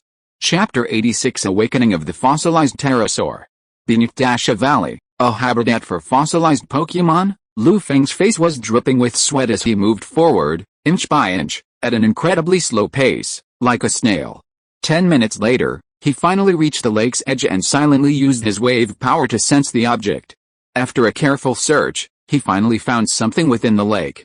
He slowly pulled it out, and with the faint light of his flashlight, he finally got a clear view of the object. It was a mysterious amber, and it was incredibly intact. Using his wave power, Feng could sense the vibrant life waves within it. Under the flashlight's illumination, the mysterious amber shone with wisps of light, a faint glow emanating from it. Feng's face lit up with excitement as he gazed at the mysterious amber before him, his initial disappointment gradually fading. His research confirmed that the amber was so well preserved that the pterosaur fossil within it was far superior to the one above him. If he could resurrect this pterosaur, it would definitely become a formidable force. Huh? Feng let out a long breath, suppressing his excitement as he walked towards the shore. 10 minutes later, Feng returned to the cave entrance and sat down on the ground, breathing heavily as he slowly began to rest. Although he wasn't far from the lake, Feng had to be extremely cautious and focused to avoid disturbing the pterosaur and potentially triggering a rebellion among the fossilized Pokémon dormant in the underground space. Suddenly, Charmeleon seemed to notice something and tugged at Feng's clothes with its claws. A look of surprise crossed Feng's face, and he slowly looked in the direction Charmeleon had pointed. Across the lake, on a pile of rocks, an oval object appeared. The flashlight cast a shadow. Looking at the shape of the shadow, Feng felt as if he had seen it before, and he couldn't help but ponder it. Suddenly, a flash of inspiration struck him, a sudden realization dawning on him. Is that a Pokémon egg? Feng said uncertainly, a hint of hesitation on his face. Then, after a moment of silent contemplation, he slowly stood up and, with Charmeleon and the others, moved closer to the Pokémon egg's location. Soon, the Pokémon egg appeared in Feng's hand. Looking at the pattern on it and reflecting on his memories, Feng couldn't help but wonder, could this be Misty's TGP Pokémon egg? The more he looked at the Pokémon egg, the more likely it seemed.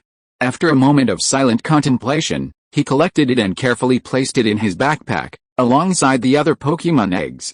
Just as he was about to leave this space, a slight movement outside the cave suddenly occurred, causing Feng's expression to change. He gestured to Swampert and Charmeleon, signaling them to prepare for attack to avoid being caught off guard. After waiting for a moment, several figures appeared at the cave entrance. These weren't the wild Pokémon Feng had expected, but human trainers. The humans who had entered the cave also noticed Feng's presence and silently observed him. A moment later, Feng and the leading trainer simultaneously exclaimed, "It's you?" Feng stared at the figure, a look of surprise on his face. He hadn't expected to encounter Feng, a man he'd only met once, in this place. Feng, aided by the dim light, also showed a look of surprise, a rather complicated expression. The two exchanged glances, and both fell silent. After a long pause, Feng finally broke the deadlock. With a complex expression, he said to Feng, "I didn't expect to see you here." "What a coincidence, but why are you here?" After hearing Feng's words, Feng glanced overhead.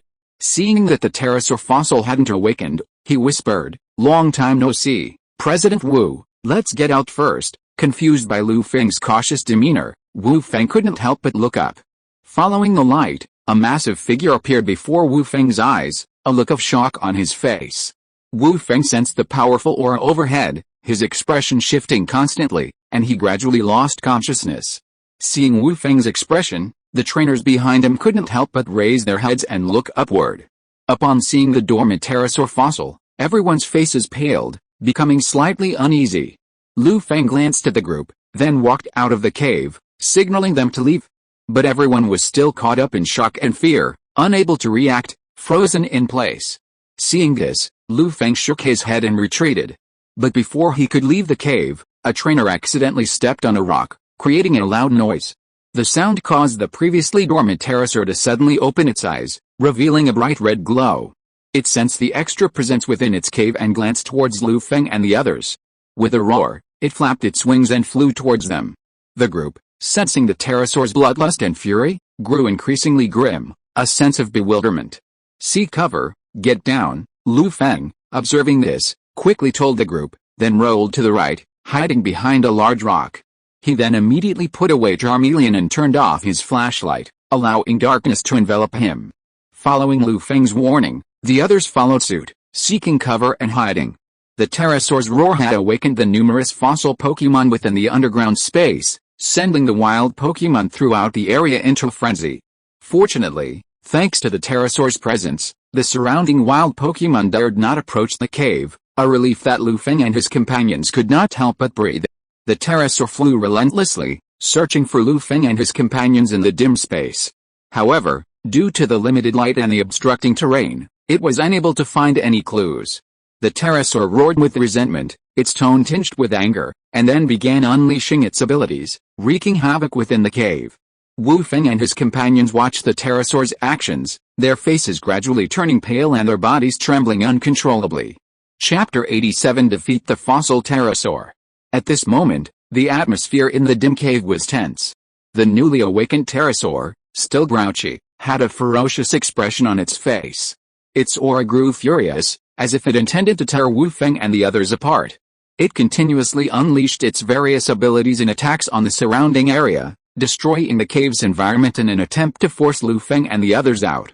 A dazzling beam of light, brimming with terrifying energy, emanated from its mouth and swept towards the nearby rocks. Rumble. Under the powerful attack, countless rocks began to shatter, turning into fragments of rubble that plummeted from the air and slammed heavily onto the ground. The shattering ground shook, and smoke and dust rose in a thick haze, completely obstructing all vision. Although Lu Feng and the others were shielded from the rubble by the terrain, their expressions were far from relaxed. Instead, their expressions grew solemn, a hint of worry visible on their faces. They knew full well that, while the rubble hadn't harmed them, the cave was gradually being blocked by the falling rocks. If they didn't find a way out, they would surely be buried alive within the cave. The thought of this possibility weighed on everyone, their eyes filled with fear. "President, what should we do? If we keep going like this, it'll be over sooner or later," a trainer from the Great Xia Pokémon League asked Wu Feng. Hearing the trainer's words, Wu Feng's face showed a rare expression of hesitation, a hint of uncertainty. After a long pause, he gritted his teeth and addressed all the Great Xia League trainers. "Use all your Pokémon. Attack this wild Pokémon." Upon hearing Wu Feng's words, everyone took out their Pokémon. Suddenly, numerous Pokémon appeared within the gradually shrinking cave. Under the command of their respective trainers, these Pokémon began to attack the Falconosaurus, unleashing a multitude of skills and moves at the flying Falconosaurus. The hovering Falconosaurus sensed the incoming attack, a flicker of disdain flashing in its eyes. It then used Rock Slide to block the Pokémon's attacks. The cave's shattering rock walls and the scattering debris dealt significant damage to the Pokémon.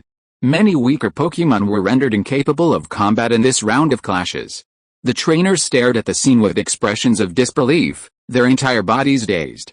"How could this be? How powerful is this Pokémon?" one trainer exclaimed, a bitter expression on his face. Wu Feng, observing the defeated trainers, also wore a look of disappointment. Although his Pokémon had not lost its combat capability, it had taken a toll after the attack. Lu Feng, watching the crowd's expressions, couldn't help but shake his head. His face remained calm, as if he had anticipated this. The Pokémon of many of the Great Xia Kingdom's trainers were merely elite level. How could they possibly stand a chance against a venerable pterosaur? Although its strength had declined to a near elite level due to time, it was still far beyond their reach. If it weren't for the environmental constraints of this cave, that single attack would likely have wiped out all of the Great Xia Kingdom's Pokémon trainers. Lu Feng observed the pterosaur for a moment, observing its fighting habits. Gradually, he discerned some clues and tossed out 2 Pokéballs. 2 blazing red lights flashed, and Swampert and Haunter appeared around Lu Feng. Lu Feng wasn't particularly worried about the weakened pterosaur, now at the level of a near elite. If he hadn't feared the potential for a battle would attract a large number of wild Pokémon outside, Lu Feng would have taken action long ago. At this moment, the entire cave was sealed off by the rubble, preventing any wild Pokémon from entering. Lu Feng no longer had to worry. Watching the Pteranodon swooping down, intent on attacking them, Lu Feng gave the relevant instructions to Swampert and Haunter. "Swampert, try to trap the Pteranodon." As Lu Feng finished his words, Swampert condensed his turbulence ability. Countless water vapor swirled in a spiral, flying towards the Pteranodon, gradually enveloping it. "Haunter, take this opportunity and use Venom Blast on the Pteranodon." Haunter let out a snarl of laughter and quickly used Venom Blast, slowly colliding with the turbulence. Contained by the water, it gradually merged with the turbulence. The Pteranodon, caught on the turbulence ability, showed an irritated expression, displeased with the surrounding moisture. It attempted to use its sharp wings to slash through the whirlpool's cage, but Swampert's precise control prevented it from charging. Seeing the pterosaur's movements, a smile gradually crept across Lu Feng's face. With a hint of anticipation, he waited silently. A moment later, the pterosaur used its destruction beam to break free from the whirlpool's restraints, but it was also poisoned by the venom-laced water droplets. The pterosaur sensed something strange and roared in pain, its expression growing increasingly ferocious. "Swampert, maximum power water wave." "Haunter, dark wave." Lu Feng chuckled, looking at the somewhat stiff pterosaur, and continued to command Swampert and Haunter. As his words fell, Swampert and Haunter each radiated waves of energy and slammed into the pterosaur. 2 powerful attacks directly struck the pterosaur.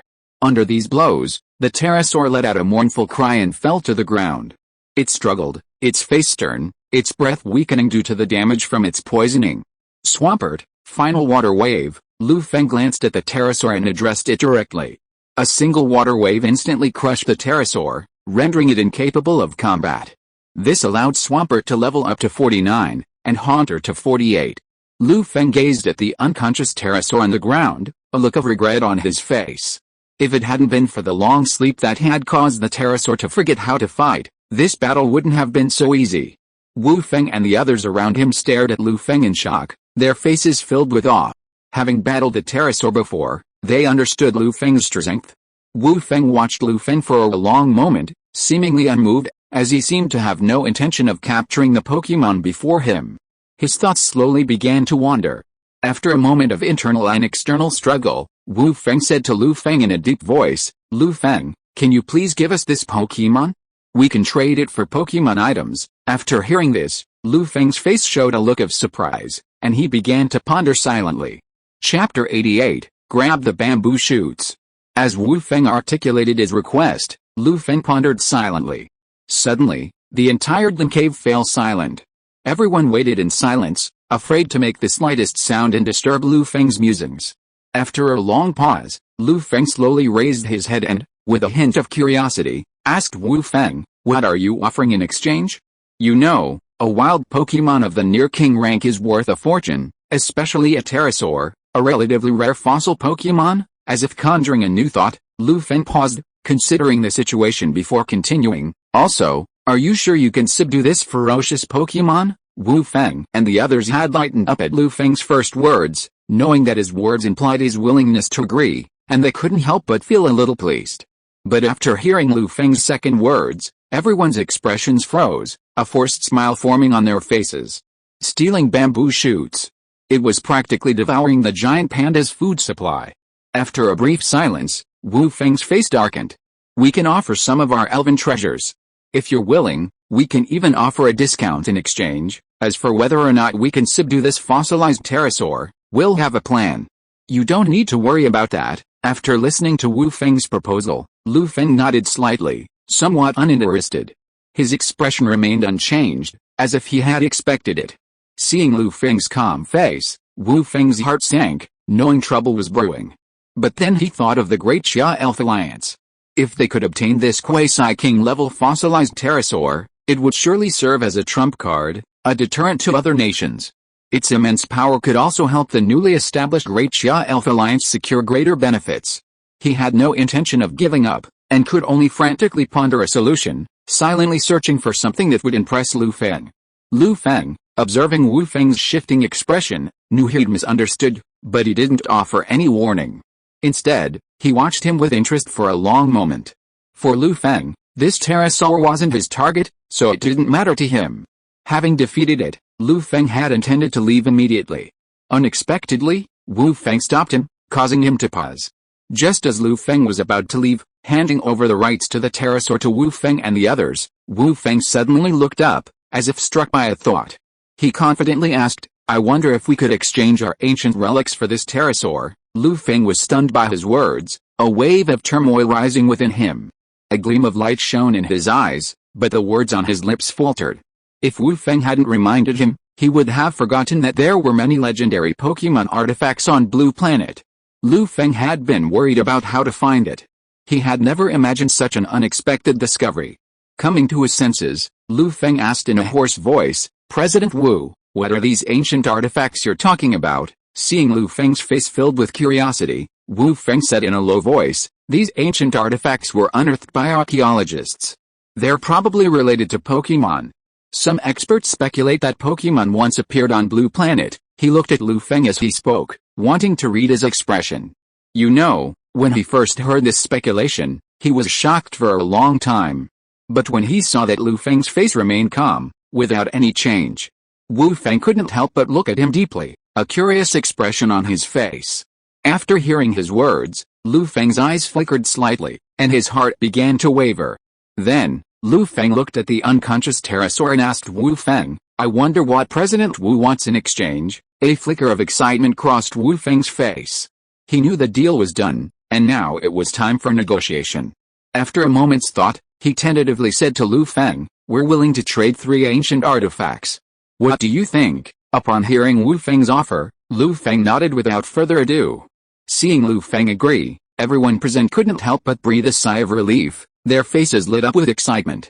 Then, taking advantage of the pterosaur's unconsciousness, Wu Feng threw a Pokeball, capturing it. After picking up the Pokeball, Wu Feng gave Lu Feng a conflicted look, seemingly hesitant to speak. Lu Feng chuckled, clearly understanding their intention. He then said calmly, "You can take this pterosaur fossil for now.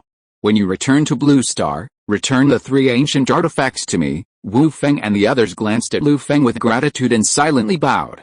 Lu Feng shook his head and immediately had Swampert use his dig move, creating a passageway before departing. Half an hour later, Lu Feng emerged from Dasha Valley. He first pulled out his map, silently comparing it with other maps, searching for a route to his next destination. His next stop was Crimson Island.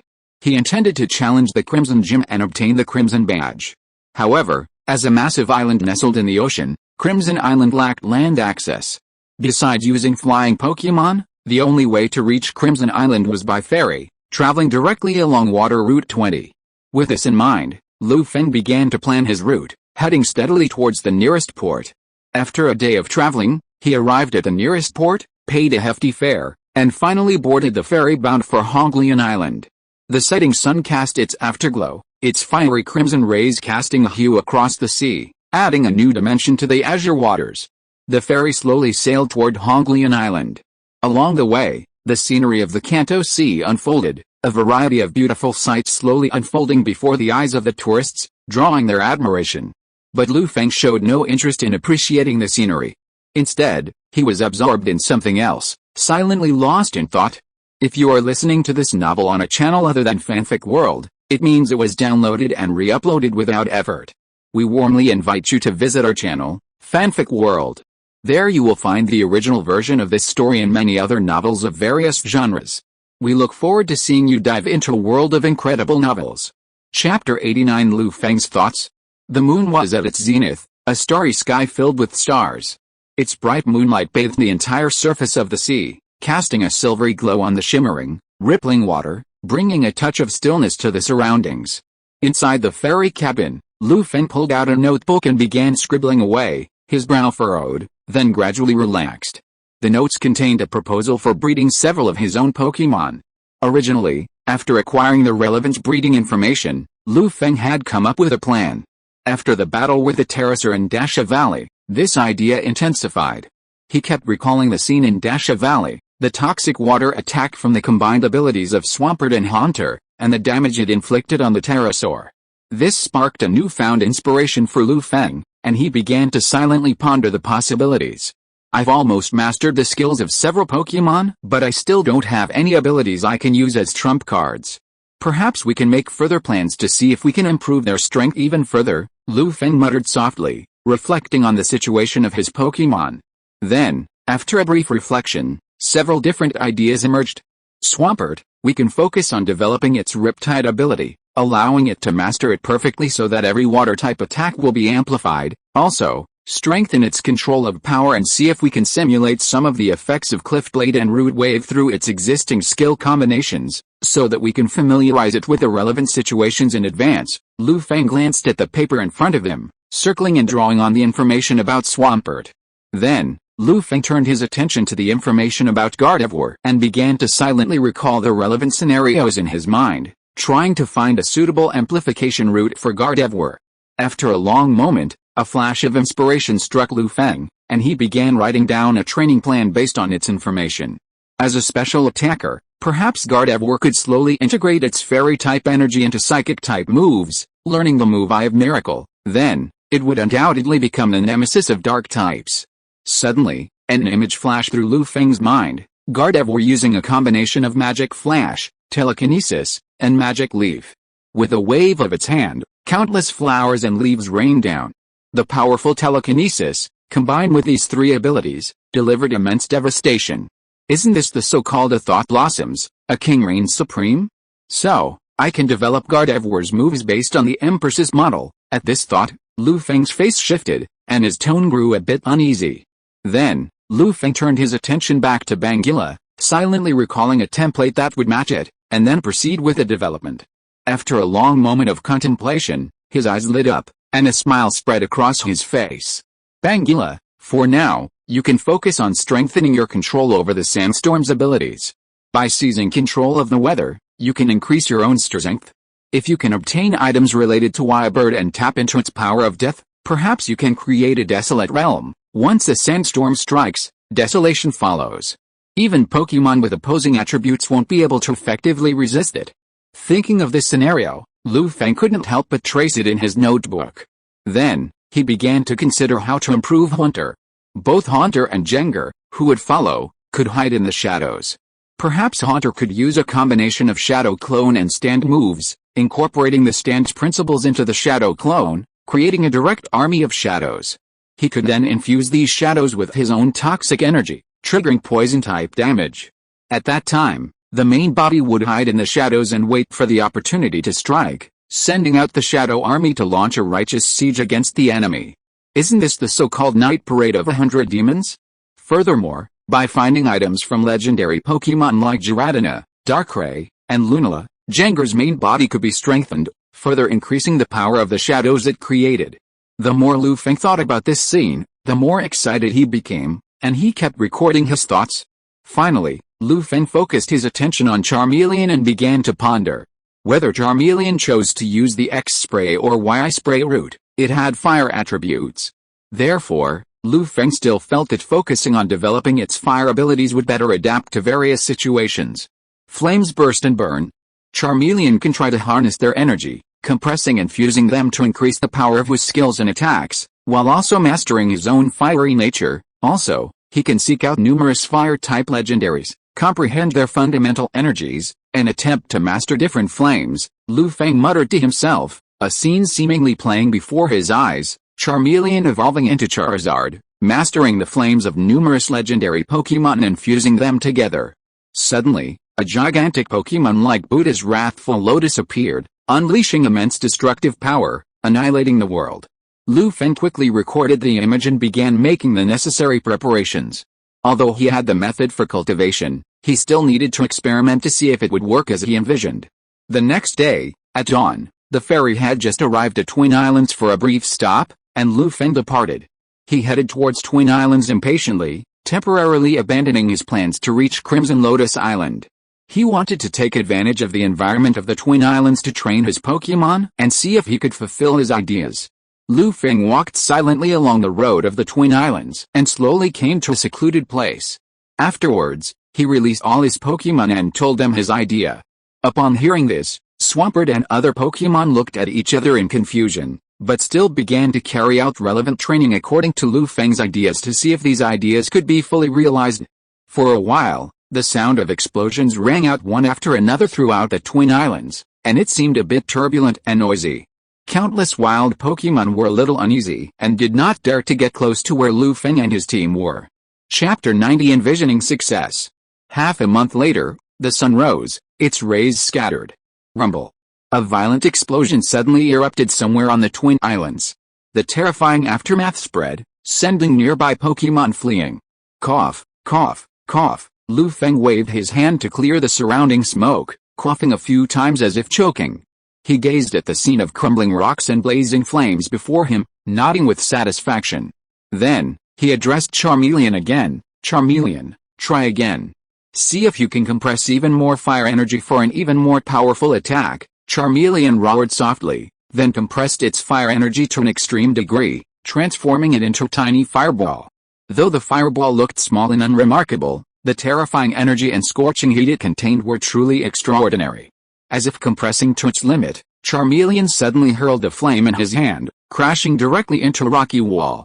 Instantly, as the flames collided with the rock wall, a violent explosion erupted, sending terrifying energy waves radiating outward. Lu Feng slowly glanced toward the rock mass, only to see that the original rock had vanished, seemingly unable to withstand the terrifying heat and the intense energy impact. The intense heat had scorched it, turning it into countless pieces of powder. Only a pitch-black mark remained, with the surrounding area still lingering in a scorching heat, a terrifying sight. By compressing fire energy and then using related techniques, Can we achieve gym-level attacks? Lu Feng glanced at Charmeleon, sensing the lingering energy waves, and whispered softly. If we could gain the benefit of the fierce fire attribute, perhaps we could achieve even greater improvements, making this attack even more powerful, he said, recording the relevant information. Judging from Charmeleon's condition, Lu Feng's plan for it had been successful. Remember, Charmeleon was only at the elite level at this point, yet with such techniques and moves, it could unleash gym-level attacks. As long as they followed their plan, their future was undoubtedly promising. After giving Charmeleon some instructions, Lu Feng slowly walked towards Swampert's location. Swampert's aura was fluctuating significantly. Lu Feng carefully sensed it and addressed it. Swampert, show us what you've accomplished these past few days. Swampert roared, then launched its attack towards the distant woods. It took a deep breath and remained silent for a long moment. A flash of light flashed across its body, and its aura suddenly intensified. Then, its right hand condensed a wave of water, incorporating its understanding of the turbid current into it, slowly compressing it. The next moment, a terrifying wave of water energy was born. Bursting with immense power, it instantly tore down countless trees, destroying the surrounding landscape. Swampert then took a deep breath and began using a combination of rockfall and sharp stone attacks, mimicking the cliff sword, creating a terrifying display of might. Under the devastation of this attack, the entire ground gradually cracked and shattered, becoming uneven and jagged. Looking at the scene before him, sensing the lingering energy, Lu Feng pondered for a moment, then nodded slightly at Swampert.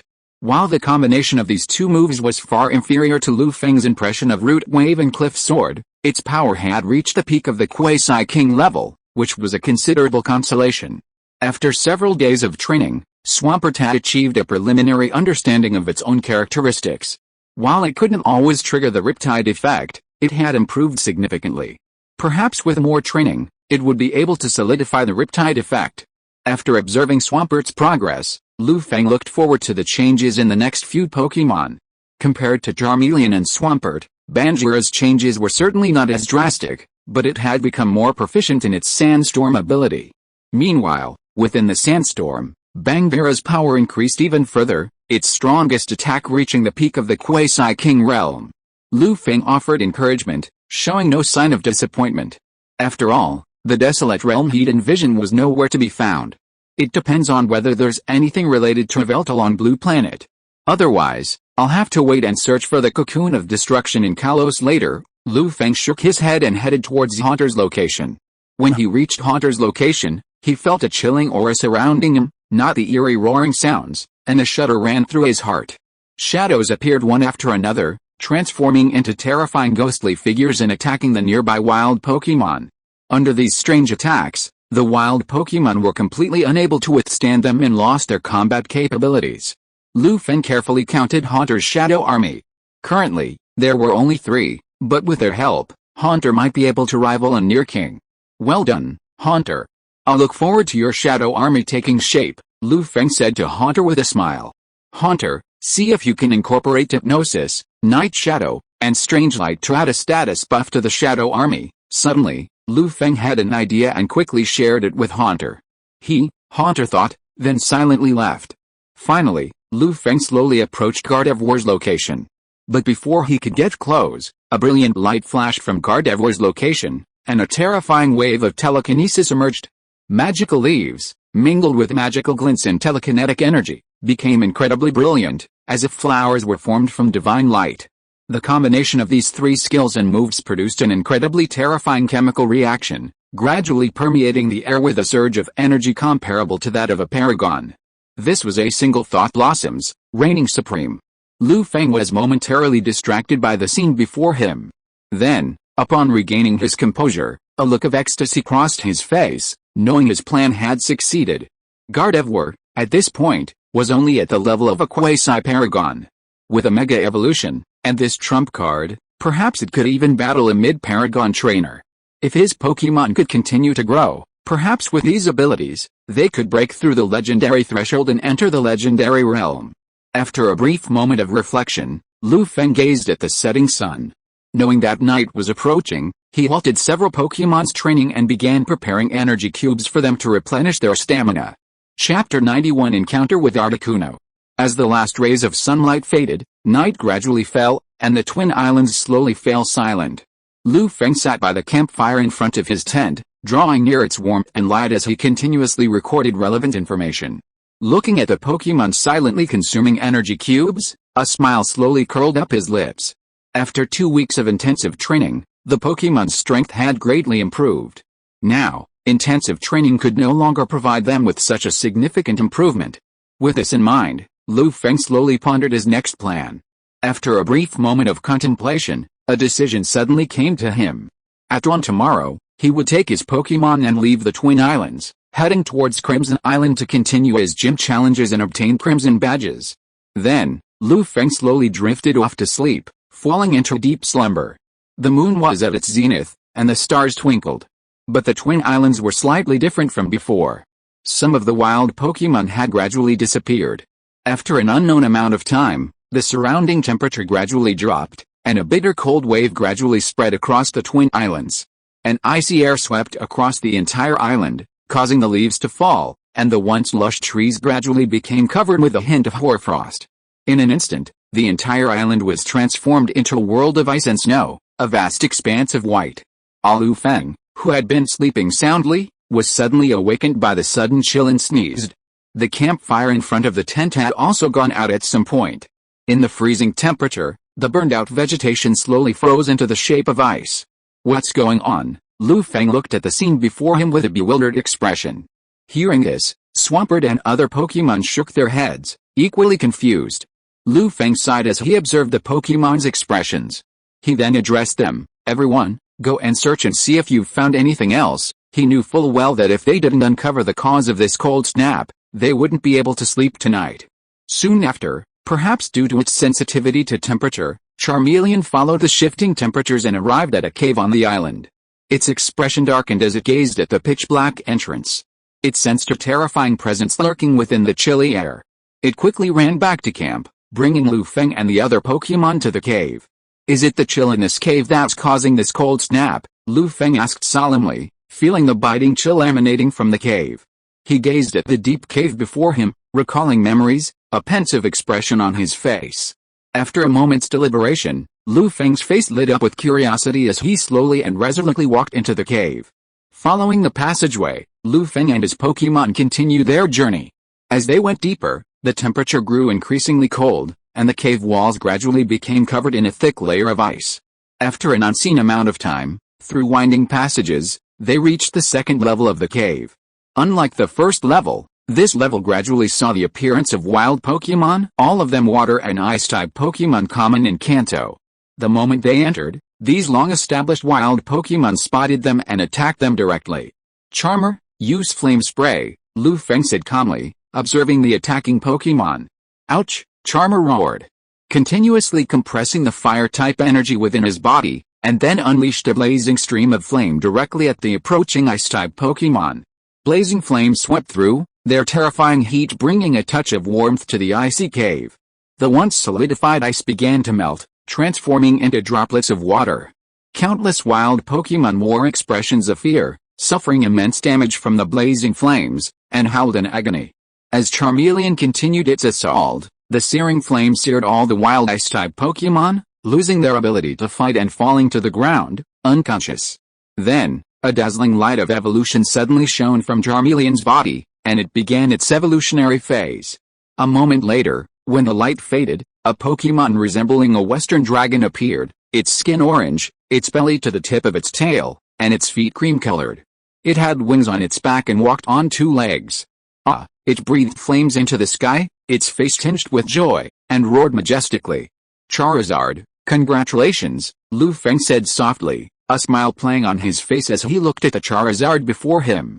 With this evolution, Charizard's level had reached level 41, successfully reaching gym-level strength. Sensing the change in Charizard's strength, Swampert and other Pokémon offered their blessings to Charizard.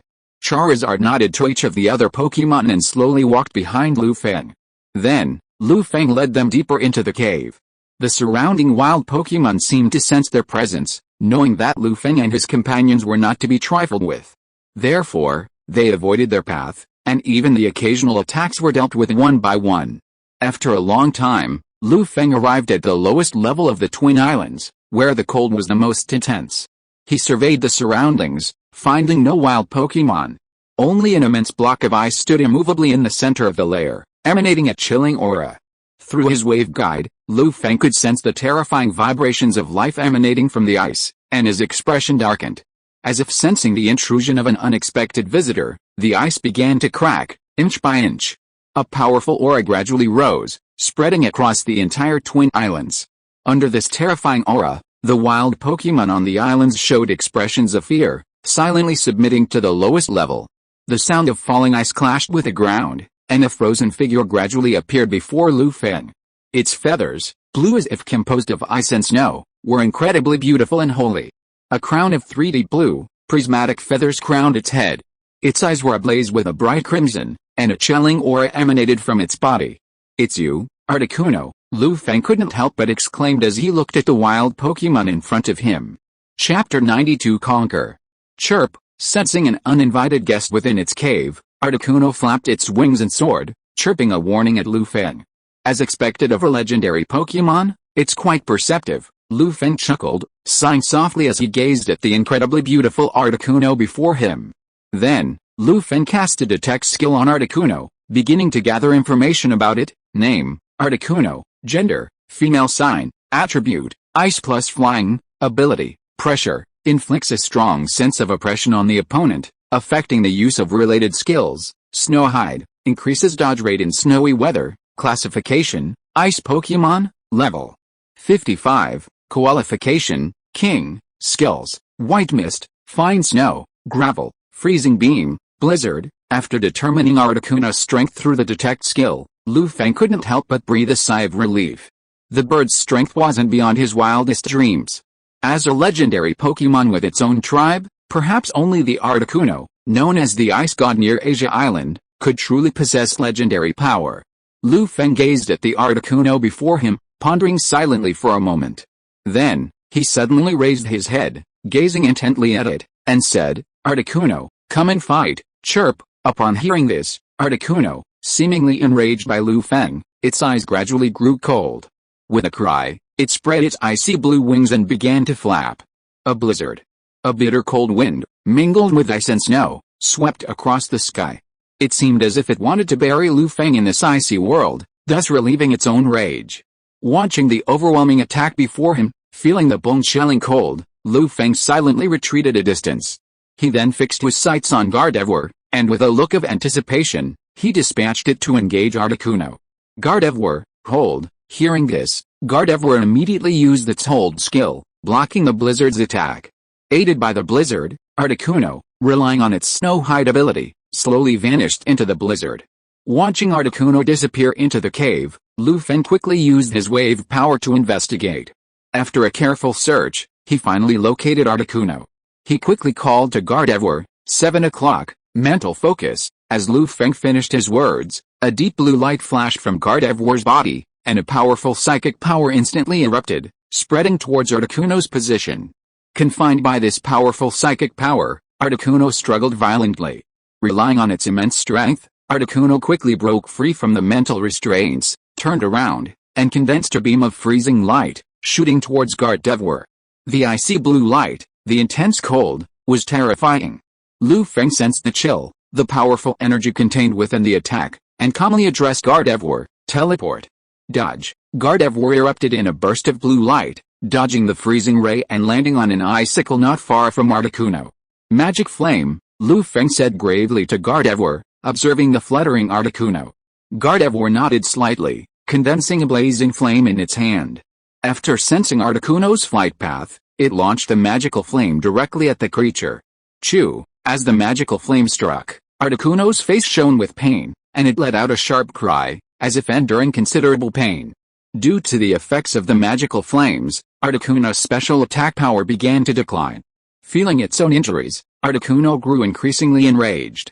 Its aura rising as it condensed a beam of destructive power and launched an attack towards Gardevoir. Gardenod, teleport out of the way, Lu Feng commanded calmly, observing the fierce battle before him.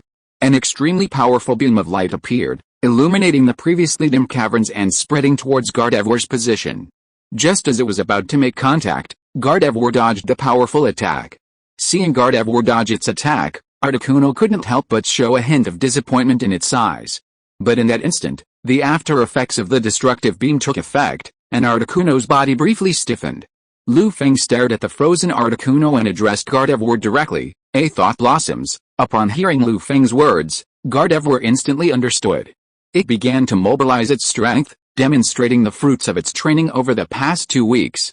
Magic Flash, Magic Leaf, and telekinesis techniques were unleashed one after another, slowly overlapping in a specific trajectory. Suddenly, a dazzling light blazed through the icy world. Withered leaves danced in a peculiar pattern, guided by telekinesis, crashing fiercely into Articuno. The might was immense, the power overwhelming. The emanating power wave revealed the attack's power, nearly reaching the level of a celestial king. Under this terrifying attack, Articuno's icy blue feathers scatter, its shrill cries echoing throughout the cavern. Its massive body plummeted from the sky, slamming heavily onto the ground, leaving cracks on the once smooth ice like spiderwebs. Articuno struggled, propping itself up once more, and soared high into the air. But its gaze towards Gardevoir was filled with intense fear, its face thick with terror. It had never imagined that a common creature like Gardevoir could unleash an attack beyond its own capabilities, leaving it aghast. As expected of a legendary Pokémon. While its power may be lacking, its physical attributes are truly formidable. Feng sighed as he watched Articuno soar once more. Then, Feng addressed Gardevoir again. One more time, a thought blossoms. As Feng spoke, Gardevoir prepared its previous attack again and launched a powerful blow towards Articuno. Articuno observed the familiar attack, sensing the terrifying power within. A trace of worry crossed its face, and it immediately used its defensive skill. Boom! After a sharp noise, Articuno reappeared, but its condition was not good, its aura much weaker. Although it had blocked Gardevoir's attack, it had also consumed a considerable amount of energy, causing its stamina to rapidly decline. Gardevoir, the final magical flame. Upon hearing Feng's words, Articuno struggled, attempting to dodge the attack. However, due to its injuries, it was unable to do so, and could only allow the scorching flames to descend upon it. Under the scorching flames, Articuno's voices grew fainter, and it finally fell heavily to the ground. Seeing Articuno now incapacitated, Feng threw a high-level ball, subduing the defenseless bird. After Feng subdued Articuno, the cold wave across the twin islands slowly subsided. Feng then returned to the spot where Articuno had previously sealed himself. From the shattered ice, he found several blocks of exceptionally high-quality, unmelting ice. Sensing the energy within, he concluded that they must be thousands of years old. Feng released Articuno. Then used some good medicine and his own viridian power to heal it, slowly restoring it to its full state. Articuno looked at Feng in front of him with a complicated expression on his face, and then he surrendered slightly. Then, Feng left Gemini Island directly, riding on Charizard, and flew towards Red Lotus Island. Chapter 93 Evolution of Jengar. Crimson Island is a large island in the southern waters of the Kanto region, located south of Pallet Town. Crimson, meaning fiery crimson, is a name synonymous with the vibrant red of its name. Because the island sits atop a volcano, it boasts hot springs, making it famous throughout the Kanto region. After several hours of flight, Feng finally arrived on the volcanic island, riding Charizard. He entered Crimson Town and was greeted by a dazzling array of shops and the bustling streets, demonstrating the island's immense popularity. Carefully avoiding the pedestrians, Feng first received a free map from a nearby store. Then, following the map's markings, he slowly made his way towards the Pokémon Center. 10 minutes later, he arrived at the Pokémon Center at the foot of the mountain and handed his Pokéball to Miss Joy. After a brief wait, Feng retrieved his Pokéball from Miss Joy. Then, with unwavering determination, he walked to the communicator and sent a call to Oak Laboratory. After a few rings, the screen on the communicator began to change, and Professor Oak appeared before Feng. "Hey, it's Feng. Long time no see." Professor Oak glanced through the screen, a look of surprise on his face. "Dr. Oak, it's been a while, and I'm sorry I contacted you without your permission," Feng said, scratching his head a bit sheepishly. Professor Oak waved his hand at Feng, then asked, "By the way, I remember you were also going to the Quartz Conference. How many badges did you get, Dr. Oak?" "I've already got 6 badges, and I'm ready to challenge the Red Lotus Gym," Lu Feng said without hesitation, his expression quite calm. Oh? 6 badges already. You're progressing quite quickly. Professor Oak heard this. A look of surprise crossed his face, but then, as if remembering something, he sighed and said, compared to you, Xiaozi's progress is far behind. He's only earned 5 badges so far. I wonder if he can make it to this year's league conference? Suddenly, Professor Oak looked at Lu Feng with curiosity and asked, Lu Feng, you contacted me today. Did something happen again? Lu Feng, upon hearing Professor Oak's question, pleaded with him and said sheepishly, Professor Oak, this is what's going on. Then, Lu Feng told him about his capture of Haunter and his desire to have Professor Oak help evolve it. Professor Oak's words gradually dawned on him. He smiled and said to Lu Feng, if that's the case, then teleport Haunter over here. I'll help you teleport it back later. Thank you for your trouble, Professor Oak, Lu Feng said, looking at Professor Oak gratefully. After finishing his call with Professor Oak, Lu Feng approached the Pokeball transporter, retrieved Haunter's Pokeball, and set the transport destination to Oak's laboratory. After a few simple operations, a flash of light shone across the machine, and Haunter's Pokeball vanished. A few seconds later, another Pokeball reappeared. Lu Feng slowly removed it and, with an expression of anticipation, released the Pokemon inside. A Pokemon with a round body, a short, pointed tail, and a pale pink coloring. Its eyes were red, and a sinister, terrifying smile appeared before Lu Feng. Kauji, Jengar observed the changes in himself, his lips curved into a sinister smile. Zhengji, how are you feeling? Lu Feng asked curiously, gazing at the chubby white creature before him.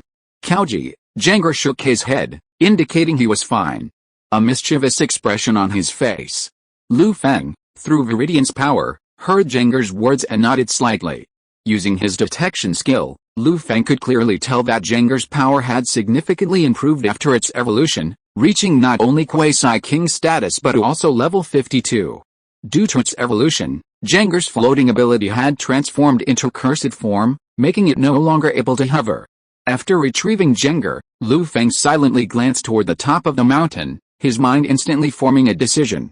Coming to a town like Red Lotus, renowned for its hot springs, how could he not experience its charm? Furthermore, Lu Feng remembered that a hot spring inn had a passage leading to the Red Lotus Gym. With this in mind, he left the Pokemon Center, replenished his energy at a nearby restaurant, and then, without looking back, headed towards the top of the mountain. After walking for about half an hour, Lu Feng arrived at a hot spring inn near the summit. Nestled high in the hilltop, surrounded by barren mountains and forests, with no other buildings in sight, it seemed particularly isolated. Looking at the somewhat old and rundown hot spring hotel before him, Lu Feng smiled faintly and stepped directly inside. Perhaps because there weren't many people here, the hotel was run by a single, white-haired, sunglasses-wearing elderly man. This white-haired, sunglasses-wearing elderly man was the Red Lotus Gym's gym master, Xiaobo. Xiaobo watched Lu Feng enter the hotel with a look of surprise on his face. He hadn't expected tourists to visit such a remote location, and he couldn't help but feel a bit taken aback. Lu Feng wasn't in a rush to challenge the gym. Instead, he wanted to soak in the hot springs first, to dispel his fatigue. Once he'd recovered, he'd challenge Xiaobo to a gym challenge. Xiaobo glanced at Lu Feng, seemingly observing something, a thoughtful expression on his face. He then led him to an elegant indoor hot spring room. Lu Feng gazed at the steaming, white smoking hot spring before him, slowly undressed, and walked in. With the help of the hot spring, Lu Feng felt that his fatigue was relieved a lot, and he felt more energetic. An hour later, Lu Feng looked at the time on his hand, slowly walked out of the hot spring, and began to use his wave power to detect the mechanism in the room. Sure enough, after his careful search, he finally found the mechanism hidden under the hot spring spout. Lu Feng gently turned the mechanism in front of him, and there was a roaring sound of the mechanism turning, and the position of the entire hot spring changed dramatically.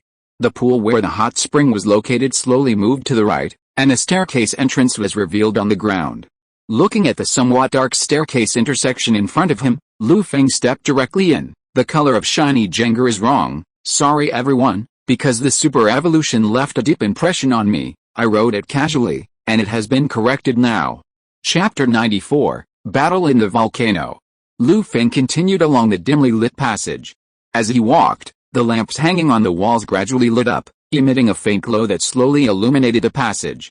After an unknown amount of time, Feng finally reached the end of the passage and arrived at a sealed door. Perhaps due to being near the volcano, even though the door hadn't yet opened, Feng could sense an intensely hot aura from it, and the temperature in the entire room gradually rose. As the temperature rose, Feng's back gradually became drenched with sweat, as if he had stepped into a furnace. He carefully surveyed the door until he spotted an inconspicuous button and gently pressed it. With a loud rumble, the sealed door slowly swung open. A standard battle arena came into view. This battle arena was different from other gyms. It was surrounded by boiling lava, its fiery, vibrant red color a startling sight. Feng's pupils constricted as he took in the scene before him, his dark eyes trembling. Once he regained consciousness, he walked directly inside, entering the volcanic arena. He casually surveyed the arena, seeing it was deserted.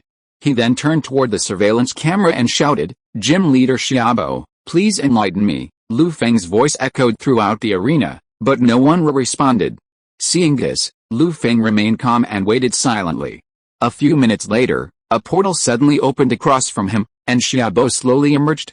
Xiaobo had discarded his disguise, revealing his true self. He looked at Feng's calm expression, an awkward expression on his face. He said uncomfortably, "I didn't expect you to find out so quickly. It seems my disguise needs some improvement." After a brief pause, he continued, "Since this is a gym challenge, this is my first Pokémon." As he finished speaking, an elite-level Ninetales appeared on the battlefield. Its beige fur and bright crimson eyes exuded a unique charm. Its 9 long, sleek tails gave it an air of nobility and elegance. With its appearance, the temperature on the battlefield intensified, and a faint sunbeam gradually appeared in the sky. A Ninetales with his sunlight ability, Feng's eyelids twitched slightly as he took in the scene before him. After a moment's thought, Feng tossed his Pokéball and sent out Swampert. After Swampert entered the fray, feeling the scorching heat of the battlefield, the moisture slowly evaporated from his body. His brow furrowed slightly, a look of displeasure on his face. Swampert from the Hoenn region? Really well bred, Xiaobo observed the Swampert on the field, examining it carefully with a look of surprise. Feng said nothing, calmly addressing Swampert. "Swampert, use raindrop." Swampert roared, and began to use its raindrop technique. As Swampert moved, a cloud gradually appeared in the sky, and under the influence of the high temperatures nearby, a drizzle of rain began to fall. A sunny day and a raindrop technique collided. Although Xiaobo intended to interrupt Swampert's technique, Swampert's movements were too fast. Its high level of mastery of the technique meant that it could execute raindrop in no time at all. Before Ninetales could even act, Swampert's rain prayer was fulfilled. Under the crushing force, the bright blue sky gradually succumbed to the power of the rain prayer and began to be obscured by the rain. Control of the weather fell into Swampert's hands. The raindrops fell, dripping down, bringing a touch of coolness to the scorching air. "Swampert, water wave." Feng spoke slowly to Swampert, letting the raindrops pelt down on him. A flash of blue light flashed across Swampert's body, and its aura slowly grew. An incredibly powerful water wave condensed and shot directly towards Ninetales' position. "Ninetales, get out of the way." Use Inferno attack on Swampert. Ninetales leaped forward, dodging the water wave attack. It gently landed a short distance from Swampert, and a powerful fire energy erupted from its body, sending a scorching flame towards Swampert. But under the influence of the rain, its power gradually waned. "Keep using water wave," Feng said calmly, his expression calm as he gazed at the searing flames. Swampert didn't dodge, instead concentrating another wave of water with astonishing power, slamming into the oncoming flames. In an instant, fire and water clashed, and smoke and steam rose. The entire battlefield was hazy, obscuring the details. After an unknown amount of time, a flash of blue light appeared, and Ninetales let out a shrill cry. Like a kite with its string cut, it flew towards the nearby wall. Swampert, final water shot. After sensing Ninetales' condition, Feng decisively issued his final command. "Ninetales." Xiaobo couldn't help but shout as he watched Ninetales struggling on the ground. But the water shot had completely robbed it of its last remaining fighting ability, plunging it into coma. Xiaobo sighed, silently retracted Ninetales, then pulled out a new Pokéball and dispatched his second Pokémon.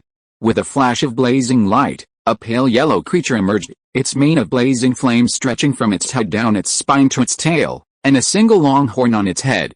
This was the evolved form of Charmeleon, Blaze. It trotted across the wet floor, its body ablaze with flames, raised its head and neighed, taking precautions against Swampert and adopting an attacking stance. Feng sensed Blaze's strength, seeing it was only at the gym level, so he made no move to replace his Pokémon. Instead, he let Swampert continue the fight, hoping it could reach the level of a quasi-king through battle. As if sensing Feng's anticipation, Swampert growled, a hint of fighting spirit emerging on its face as it confronted Blaze. The battle was imminent. Chapter 95 Return Countdown. The lava surrounding the battlefield roiled, sending waves of heat surging in waves. Amidst this heat wave, Feng calmly observed Swampert and commanded, "Swampert, water wave." Swampert, upon hearing this, continued its water wave attack, slamming into the opposing Flamabran. "Flamabran, dodge, then use Super Horn attack," Xiaobo said solemnly to Flamabran, watching the approaching water wave. Flamabran then leveraged its speed to dodge Swampert's attacks. Taking advantage of its running, it approached Swampert, channeling its power into its horns and unleashing a fierce attack. Swampert, 100,000 horsepower. Feng observed the evolving battle, his commanding tone calmly. As his voice trailed off, Swampert, wielding all its might, turned and charged towards the galloping Flamabran. Bang, bang! With a loud crash, Swampert and Blazel collided. Leveraging its superior strength, Swampert knocked Blazel back, but Blazel's Super Horn attack also landed on Swampert. Blazel rolled several times on the ground before slowly struggling to its feet, its breathing becoming erratic. Feeling the pain, it stared at Swampert with wide eyes and a solemn expression. Swampert wasn't in great shape either. The violent collision had left several wounds on its body. Furthermore, at some point, it began to suffer from a burning condition. The heat intensified the intensity of the burning condition, inflicting even greater pain on Swampert, causing him to grimace in agony. A characteristic of the flame body, Feng observed Swampert's transformation and quickly understood what was happening. However, he felt a little frustrated. His luck seemed to be a bit off. The rare burning condition had been triggered immediately. Xiaobo was also surprised when he saw Swampert's burning state. He hadn't expected this to happen. He quickly called to Flamahorse, "Seize this opportunity, unleash your full power, flame charge." Flamahorse neighed, its flames blazing fiercely, gradually enveloping its entire body. Its aura gradually intensified, and with a powerful fiery attack, it charged towards Swampert's location. Feng sensed Flamahorse's powerful aura and quickly called to Swampert, "Swampert, use that move." Swampert was stunned for a moment, then nodded slightly. Instantly, Ripple Mode activated automatically, and Swampert slowly combined its water wave and turbid stream moves. With the added power of Ripple Mode, it looked terrifying. Then, this pseudo-root wave, imitating the puffer fishes, burst forth towards the charging flamer. Xiaobo watched Swampert's movements, a look of shock crossing his face, a slight daze in his mind. How could this be? He murmured, sensing the powerful energy hidden within the move. He had intended for Flamahorse to dodge the terrifying attack, but before he could speak, Flamahorse, like a being born from raging fire, collided with a vast oceanic force, scorching with flames. With a heavy rumble, Flamahorse's body was struck by the pseudo-root wave, sending it flying backwards and slamming heavily into the surrounding walls, rendering it incapable of combat. After using this pseudo-root wave, Swampert lay panting heavily, his breath weakening, his strength steadily declining. But after Flamahorse collapsed, Swampert's aura suddenly increased, reaching the level of a quasi-king, reaching level 51. Xiaobo looked at the unconscious Infernape lying on the ground. He was silent for a long time. And he was a little dazed. When he came to his senses, he slowly took out the Pokeball and took Infernape back. He looked at Feng, who remained calm, with complicated eyes. Feng waited silently, but seeing that Xiaobo had not moved for a long time, he could not help but remind him, "Gym Master Xiaobo, please send out your next Pokemon." After hearing what Feng said, Xiaobo shook his head at him and said softly, "That's enough. You have proved your strength by fighting here. The next battle is unnecessary, and I don't have any Pokemon to continue fighting." Feng heard this and a surprised expression appeared on his face. He didn't know why Xiaobo said this and looked at Xiaobo blankly. Xiaobo looked at Feng, who looked puzzled, and slowly explained, "Pirister is already a top-ranked Pokemon on my team. The remaining old buddies, due to age and injuries, are no longer able to engage in intense battles, so, let's end this gym match here. After hearing Xiaobo's words, Lu Feng felt a heaviness that settled on him, and could only give a wry smile and silently agree. After the gym battle, Lu Feng first used a Pokeball to retrieve Swampert, preventing it from acclimating to the scorching heat. Then, Xiaobo took out a crimson badge and solemnly handed it to Lu Feng, saying, "It was a wonderful battle. I hope you won't let this badge go to waste." Lu Feng carefully accepted it, looked at Xiaobo, and nodded deeply. Led by Xiaobo, Lu Feng slowly left the battleground and returned to Red Lotus Town. Ding! Congratulations to the host for obtaining the Crimson Badge. Reward, Bell of Soothing, World Integration plus 1%. Just as Lu Feng took the badge, the cold system notification sounded again, slowly echoing in his ears. At this moment, the world integration had directly reached 20%. The system paused for a moment, and then issued a new announcement to all Blue Star players. Ding! World integration has reached 20%. The system is about to enter an update. Please prepare to log off. Countdown 24 hours. Ding! World integration has reached 20%. The system is about to enter an update. Please prepare to log off. Countdown 24 hours. Ding! World integration has reached 20%. The system is about to enter an update. Please prepare to log off. Countdown 24 hours. Ding! World integration has reached 20%. The system is about to enter an update. Please prepare to log off. Countdown 24 hours. Hearing the sudden system notification sound, all players in various parts of the elf world began to boil with excitement, their faces showing extremely excited expressions. If you are listening to this novel on a channel other than Fanfic World, it means it was downloaded and re-uploaded without effort.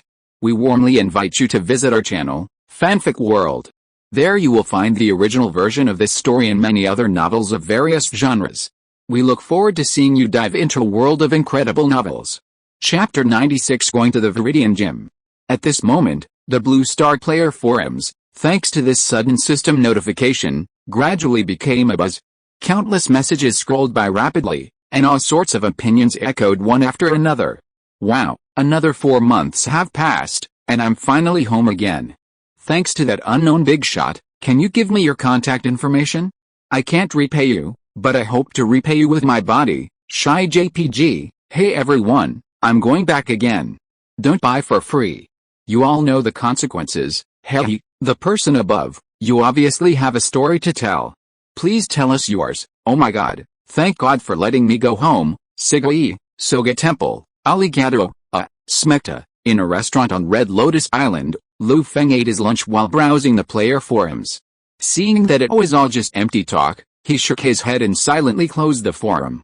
He had long been mentally prepared for the system update, so he wasn't terribly surprised. He stared at the countdown hovering before him and began to ponder his next plan. After a brief moment of deliberation, Lu Feng's gaze drifted towards Viridian City, a hint of excitement on his face. If he could make full use of this one-day buffer, perhaps he could bring about a surprise. For example, he could seize this opportunity to obtain the Viridian Gym's green badge. After careful consideration, Lu Feng instantly came to a decision. He then retrieved Charizard's Pokeball and, riding Charizard, left Crimson Island without stopping. They slowly flew along Waterway 21, heading towards Pallet Town.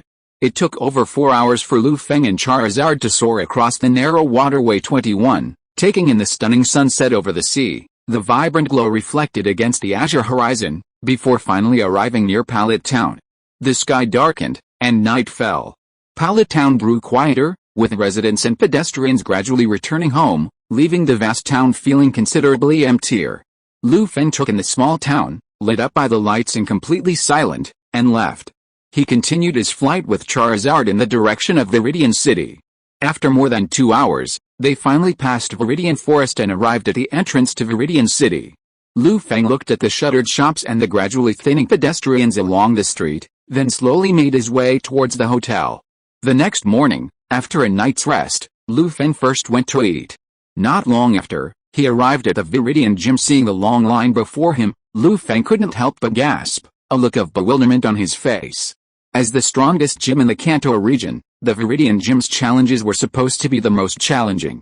Although Sakuki had intentionally given challenging trainers a break to conceal his own strength, not every trainer could gain the Viridian Gym's approval.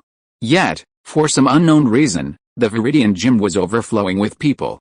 Looking at these trainers, whose abilities were at best elite, Lu Feng couldn't help but shake his head and sigh. The popularity of this Viridian Gym is truly incredible. The Golden Gym needs some serious reflection. Lu Feng listened quietly to the trainers' discussion, a look of astonishment on his face. He knew from their conversation that most of the trainers present had come here many times before, but the opportunity to receive guidance kept them coming back for more. After all, most of these trainers started out as civilians, learning the art of training and commanding Pokémons piece by piece. Now that Sakuki was able to offer them guidance, how could they not be delighted? This was precisely why, despite the Viridian Gym's immense challenges, so many trainers flocked to it. Hearing these trainers' conversation filled Lu Feng with emotion, and he grew even more wary of Sakuki. After a brief registration process, Lu Feng quietly waited in line. Elsewhere, Sakuki sat upright in the Takawa Gym, looking at the challenge list handed over by the people below. He casually flipped through it, a faint smile on his face, and said softly, "I wonder if there are any challengers today who can let me release it." Sakuki looked at the sunlight pouring in through the window, one hand slowly stroking the cat boss, a defiant smile on his face, and a figure gradually emerged in his mind. This figure was an upright Pokémon, wrapped in heavy armor. The silver steel alloy completely obscured its appearance, making it impossible to see the details.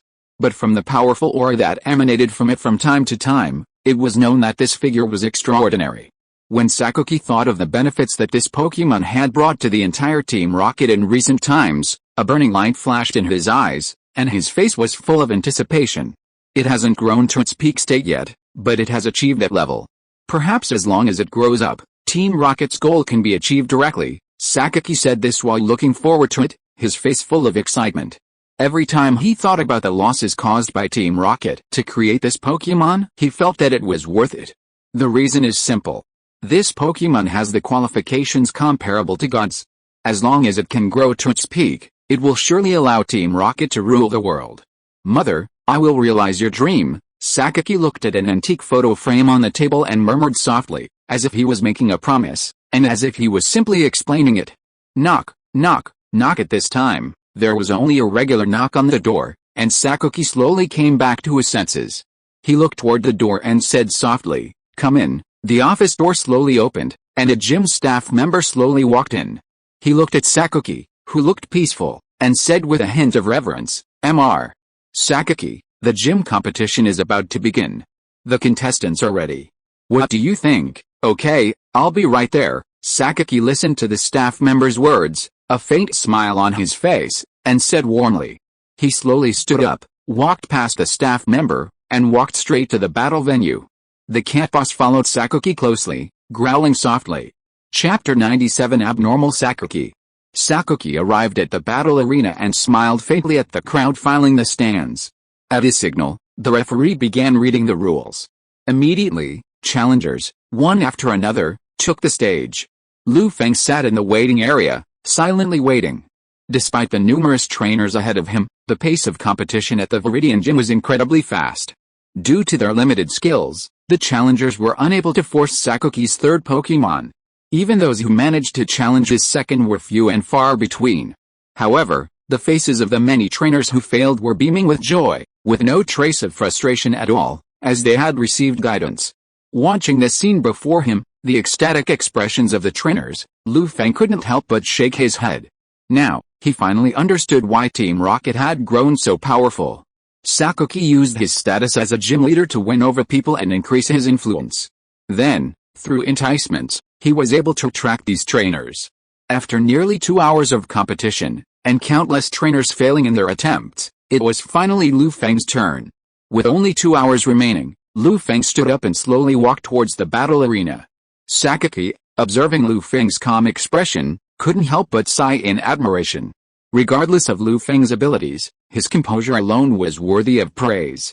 Through his information, Sakuki had already discovered Lu Feng's identity, knowing he was the one sabotaging Team Rocket's operations. However, as he was still a gym trainer, he couldn't directly confront Lu Feng. He could only glare at him. To have reached this point in just 1 year, You have to say you're incredibly talented, Sakuki observed Lu Feng with interest for a long moment. Though he felt a little annoyed by his constant sabotage of Team Rocket's operations, he also saw his potential. Sakuki had always admired trainers with potential and was secretly considering recruiting him directly to Team Rocket. At this thought, Sakuki's face softened as he made a decision. He casually pulled out a Pokeball and tossed it. With a flash of blazing red light, a Triskelion appeared on the battlefield. Lu Feng, looking at the three heads that merged together, resembling three separate Pokémon, hesitated. It wasn't that Triskelion surpassed Lu Feng's expectations, but rather that its power level was somewhat low, barely reaching the elite stage. Lu Feng glanced at Sakuki and saw a gentle smile on his face. He was bewildered, feeling that Sakuki was acting strangely. He hadn't expected Sakuki to be so obvious about his slacking. He didn't believe Sakuki was unaware of his past sabotage of Team Rocket's plans. This left Lu Feng completely stunned, his face filled with disbelief. After a long moment of deliberation, Lu Feng dispatched his own Bangula. Following Bangila's appearance, followed by a resounding roar, a gust of sand began to rise from the battlefield. Countless fine stones and sand, carried by the gentle breeze, slowly swept across the battlefield, a mighty force of sand enveloping the entire arena. Bangila, at the center of the sandstorm, exuded an aura of extreme ferocity, like a ferocious beast bred by the storm. The obstruction of the sand and wind prevented those in the viewing platform from seeing the entire arena. Even Sakuki, observing the scene before him, expressed surprise, as if he were somewhat astonished by Bangila's strength. Seeing Bangila's immense power before him only solidified Sakuki's resolve. Bangila, earthquake, Lu Feng said to Bangila in a low voice, his gaze calmly fixed on Sakuki. Bangji, upon hearing Lu Feng's command, Bangjira's face took on a ferocious expression. He roared loudly, gathering all his energy and unleashing his earthquake attack. The tremors shook the entire Viridian Gym violently, the ground cracking and sending countless clouds of dust and ash flying into the air, gradually filling the entire battle arena. Diglett, clinging to the ground, was unable to leap into the air and could only withstand the earthquake's impact. Under the powerful attack, it suffered immense damage and was instantly killed. When the dust cleared, only Bangjira and the incapacitated Diglett remained on the field. The spectators and numerous challengers were stunned by this scene, their faces filled with shock. They hadn't expected Lu Feng's power to be so immense, capable of instantly destroying Sakuki's Pokémon. Sakuki looked at the incapacitated Diglett with a calm expression, not a trace of surprise, as if it had been expected. He then sent out his second Pokémon, a peak elite Nidoking. Lu Feng stared at the massive, purple-hued, bipedal Nidoking before him, his face growing even more bewildered. He had assumed Sakuki's first Pokémon was just a routine test like any other gym trainer, but he hadn't expected his second to be even more let down. Lu Feng shook his head, not wanting to delve into Sakuki's intentions. He simply directed Bangira to attack Nidoking. Bangira, charge forward and use Freezing Punch. Bangira raised his hand and unleashed a Freezing Punch, aiming for Nidoking's face. The cold, frosty light, carrying an inexplicably chilling aura, swung at Nidoking. Nidoking, hold on, Sakuki commanded Nidoking calmly, his tone devoid of emotion. Upon hearing Sakuki's command, Nidoking immediately used his Protect skill to defend against Bangira's attack. However, due to some random chance, the Protect skill didn't trigger after the initial defense, and he was directly hit by Bangira's Freezing Punch. Nidoking screamed in agony, his face a grimace of extreme pain, and he slowly retreated several steps, apparently suffering significant damage. Seeing this, Lu Feng naturally didn't want to miss this opportunity. He quickly sent Bangira charging forward and, with a stomping move, killed Nidoking. As Nidoking fell, the surrounding exclamations intensified, and everyone looked at Lu Feng in awe. Loud applause rang out. Sakuki glanced at Lu Feng with admiration, then said, "You've already defeated 2 Pokémon. I wonder if you can defeat this third one." Lu Feng's face darkened at Sakuki's words, and he gave him a serious look. Sakuki chuckled softly, and then a portal appeared on the battlefield. A Pokémon, draped in armor, slowly emerged, its aura terrifying. Sakuki observed the solemn expression on Lu Feng's face and couldn't help but smile with satisfaction. He had gifted Lu Feng the first 2 matches, and this one was a demonstration of Team Rocket's strength. He hoped that this battle would show Lu Feng the strength of Team Rocket and pave the way for their future recruitment. The moment the Pokémon appeared, Lu Feng's expression darkened, and his body slowly tensed. It's Mewtwo. Why was Sakuki letting it go? It was waiting for me here, Lu Feng muttered in a low voice, his expression becoming somewhat dazed. In Lu Feng's shadow, Machado glanced nervously at the Mewtwo before him. He could sense the powerful energy hidden within Mewtwo. Despite being only a newborn, its potential was astonishing. For a moment, Lu Feng fell silent, a look of resignation on his face. Chapter 98, Mewtwo in Turmoil, Sakuki anxious. At this moment, the atmosphere on the battlefield grew somewhat tense. Lu Feng's face remained silent, a complex expression gazing at the silver-white armored Mewtwo before him. The numerous trainers watching from the stands were also stunned by the sight of Mewtwo appearing on the field, and they began to discuss. What kind of Pokemon is this? Why can't I find any information about it in my Pokédex? Is it another undiscovered Pokemon? This Pokemon's aura is so strong. As expected of Mr. Sakuki, Mewtwo remained silent, gazing at Lu Feng standing across from him, a look of astonishment and doubt on his face, veiled in his steel armor.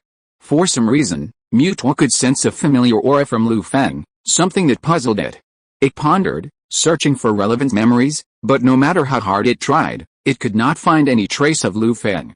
Listening to the trainers' chatter, Mewtwo's face took on a cold expression, as if annoyed by their words. A cold glint flashed in its eyes. Mewtwo gently raised its right hand, and the steel alloy armor on its body clashed with a grinding sound, a melodious sound that brought an extremely oppressive feeling. Just as everyone was puzzled, Mewtwo suddenly erupted with a powerful psychic power. A dazzling blue light streaked from its body, spreading across the entire Viridian Gym in an instant. The powerful psychic force erupted, whipping up a fierce gust of wind that whistled past, causing everyone's clothes to rustle. Feeling this immense power, everyone in the room was shocked, their eyes filled with anxiety and fear, staring at Mewtwo in horror. Oh my god! How powerful is this Pokemon? This psychic power is truly terrifying, a trainer exclaimed, watching Mewtwo before him, its terrifying power surging. But no one answered his question. The others desperately resisted the pressure of the psychic power, their faces growing paler, as if suffocating under the pressure. They all fell silent. Mewtwo, stop, Sakuki, observing the expressions of those around him, feeling the overwhelming force of Mewtwo, his eyes burning, hurriedly addressed Mewtwo. Hearing Sakuki's words, Mewtwo slowly stopped, the terrifying psychic power vanishing in an instant, as if it had never appeared. But the soaked clothes and trembling hands of the others seemed to tell them that what they had just experienced was real. The sunlight scattered through the room, reflecting off the silver-white steel armor, emitting a chilling light and exuding an inexplicable chill. Many trainers trembled in their hearts, staring at Mewtwo in awe. Sakuki glanced around the viewing platform, observing the expressions on the trainers' faces, and a flicker of satisfaction crept into his face. Let the match continue, Mewtwo. Show your strength. He paused, glanced expectantly at Mewtwo, and spoke softly to it. Lu Feng's expression darkened as he listened to Sakuki's words. He subconsciously glanced at the shadow on the ground, only to meet Machado's orange-red eyes. Seeing Machado's response, Lu Feng couldn't help but breathe a sigh of relief, gently wiping the sweat from his forehead. He looked at his soaked clothes and couldn't help but smile wryly, his expression becoming extremely serious. This reaction had nothing to do with anything else. It was simply the overwhelming pressure from Mewtwo. Lu Feng took a deep breath, forcing himself to calm his turbulent emotions. He stared at Bangira's figure, pondering a solution. For a long time, Bangira and Mewtwo remained face-to-face on the battlefield, showing no signs of fighting. This not only stunned Lu Feng, but also puzzled the many trainers observing the battle, and even puzzled Sakuki. Sakuki looked at the seemingly indifferent Mewtwo and spoke again. Mewtwo, use telekinesis. His voice slowly echoed across the battlefield, spreading outward in all directions. Lu Feng, upon hearing Sakuki's words, quickly called to Bangira. Bangira, use hold. Bangira, upon hearing this, erupted in a mysterious power, shielding itself. It could sense the vast aura of Mewtwo before it, and let out a low growl, as if to encourage itself. Time ticked by, and after several minutes of waiting, Mewtwo showed no sign of attacking. It stared at Lu Feng, sensing his familiar presence, as if lost in memories. A past scene slowly emerged before its eyes, causing its power to become unstable, its aura fluctuating violently. It was a time before it was born, still shrouded in darkness. Suddenly, a hazy consciousness appeared beside it. It was the consciousness of a little girl. During that long, desolate time, they had become close friends. Those were Mutuo's happiest moments. But to its sorrow, after an unknown amount of time, after a brief farewell, the little girl's consciousness suddenly vanished. Mutuo had long sought to find her, but could find no trace, remaining dejected for a long time. Unexpectedly, until today, Mutuo had sensed the little girl's presence again. Its gaze fixed on Lu Feng, as if locking onto him, and its voice raspy. "Why do you have her aura on you? Where did she go?" Lu Feng listened to Mutuo's words, a look of profound bewilderment on his face, his entire being baffled. The trainers in the viewing booth were all shocked upon hearing Mutuo's voice. They hadn't expected the mysterious Pokémon before them to actually learn human language. Everyone exchanged glances, each seeing the disbelief in their eyes. After hearing Mutuo's words and seeing it didn't follow his commands, Sakaki's expression darkened. For some reason, he had a bad feeling. "Mutuo, what are you doing?" Sakaki glared at Mutuo, unable to resist questioning. But Mutuo ignored him. Instead, it stared intently at Lu Feng, constantly probing his connection to the little girl. "Who is she?" Lu Feng curiously inquired, listening to Mutuo's words. "She's Zio AI," Mutuo replied, a look of nostalgia filing his face. Zio AI, Lu Feng began to ponder, straining to recall his memories. Finally, he recalled the events of Aster Town, and a gradual realization dawned on him. He remained silent for a long moment, staring blankly at Mutuo before him, his expression shifting constantly. Mutuo watched Lu Feng's changing expression, quietly waiting, a glimmer of hope in his eyes, hoping he'd give him the answer he sought. "Huh?" After a moment, Lu Feng exhaled, his lips pursed slightly, a pause in his response. But after some thought, he decided to tell Mutuo the truth. "Zio AI. Zio AI has passed away." Lu Feng's voice was like thunder from the heavens, crashing heavily into Mutuo's heart, leaving it stunned as if struck by lightning. Mutuo stared at Lu Feng in disbelief. After he nodded with difficulty, his expression became dazed, his mind seemingly wavering. Then, his psychic power seemed to spiral out of control, erupting once again with terrifying psychic energy. A storm of psychic energy swept across the entire area of the Viridian Gym, enveloping everyone. Like a surging sea, it surged with overwhelming force, sweeping across the entire space, shaking the Stratagem building and making it seem precarious. Numerous trainers watched the scene, swallowing their saliva, some trembling with fear, unsure of what to do. "Mutuo, stop!" Sakaki looked at the raging Mutuo, a gloomy expression on his face. He pulled out a control device, hoping to calm Mutuo. Countless electric currents coursed through the silver armor, repeatedly streaking through Mutuo's body. But to no avail. An out-of-control Mutuo was simply beyond the control of this technology. Seeing this, Sakaki's face grew increasingly anxious, and he summoned his own Pokémon, hoping to use their power to stop Mutuo's rampage. He looked at the trainers around him, including Lu Feng, and his composure was now gone. He quickly took out a green badge and tossed it to Lu Feng, saying anxiously, "I surrender this gym tournament. I have important matters to attend to at the Viridian Gym. Please leave as soon as possible." At this point, Sakaki no longer had any thoughts about Lu Feng. Instead, he was focused on stabilizing Mutuo as quickly as possible. After all, Mutuo's existence depended on the future of Team Rocket. Lu Feng looked at the green badge in his hand, then glanced at the furious Mutuo. His expression became extremely complex, as if a mixture of emotions had been overturned, and he felt a sense of unease. Then, he checked the countdown. Seeing only a little over 10 minutes left, Lu Feng could only sigh and turn away. "Ding. Congratulations to the host, you've earned a green badge, a silk scarf, and a +1% world integration." After leaving the Viridian Gym, Lu Feng spotted Miss Junsha.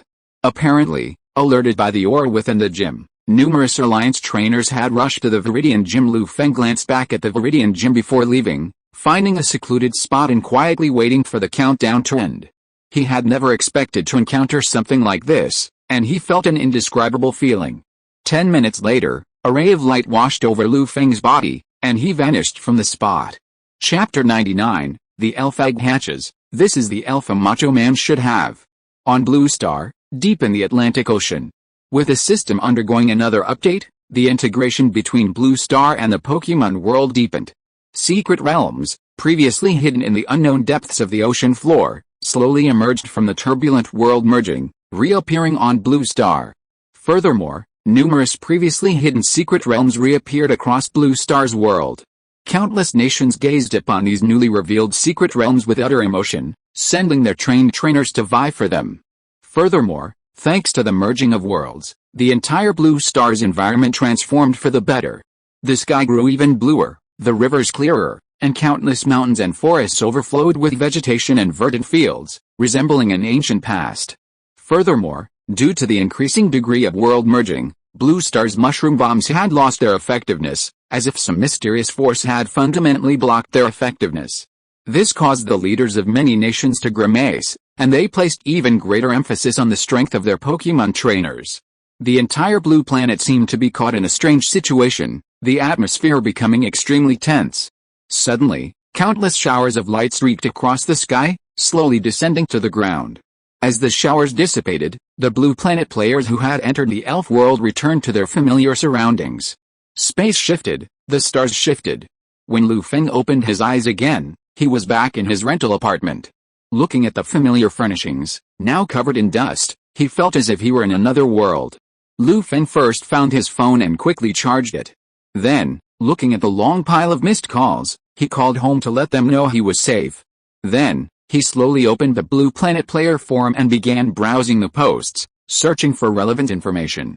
To his surprise, he found a video of him challenging the Viridian Gym. The comments were accumulating at an alarming rate, giving the impression of a heated debate. Fuck, what on earth is this Pokémon, and why is it so powerful? I can feel that powerful aura through the screen. This Pokémon is quite strong, but I admire the brother standing opposite it even more. He can actually challenge such a monster Pokémon, which is simply terrifying. But is this person from the elf world? Or from our Blue Star? He is so powerful. He defeated the 2 Pokémon of the Gym Master in a row. He should be from our Blue Star. Did you see the trademark on the boss? That's the logo of Hoenn. Do you think people from the elf world have the chance to wear such handsome clothes? By the way, does anyone know who this little brother is? This cute girl wants to meet him. I'll give you 3 minutes to help me find all his contact information. Cheyenne IU Group is urgently seeking information about this boss. The monthly salary starts at 1 million, and there are all kinds of benefits. We are eager for the boss to join us. Penguin Group can offer 3 times the price for the boss to join, and we hope that the boss will give priority to it. Countless messages scrolled beneath the video. Through leaks from those who knew Feng, his information slowly began to leak out, gradually becoming known to the numerous trainers who were watching him. Fortunately, they didn't know Feng's game ID, otherwise they would have been even more shocked. Feng glanced at the comments that passed by and shook his head slightly, somewhat dismissing the messages of recruitment. Seeing no other messages on the forum, Feng sighed and silently closed the player forum. He looked out the window at the increasingly blue sky, breathed in the incredibly fresh air, and began to think about his next plan. This system update, like the previous one, would take a month. After an hour of scribbling in his notebook, Feng finally arranged his plans for the next month. But before he could act, a sudden movement in his backpack caught his attention. He slowly put down his notebook and walked over to his space backpack. Feng stared at the shaking backpack, a look of astonishment on his face. After a brief moment of distraction, he seemed to remember something and quickly opened his backpack, his whole body filled with excitement. Could it be that the Pokémon egg is about to hatch? Feng asked uncertainly, looking at his backpack hesitantly. He seemed to remember that there were no other living things in his backpack besides Pokémon eggs. Sure enough, just as he expected. After opening the backpack, he saw a Pokémon egg trembling continuously, and the Pokémon inside seemed to be about to hatch. This Pokémon egg had been incubated for a long time, but there had been no movement. Unexpectedly, when Feng returned to Blue Planet, it showed signs of hatching. As for the Pokémon egg, it remained relatively quiet, showing no signs of hatching. Seeing this, Feng quickly removed the incubator and frantically prepared various things.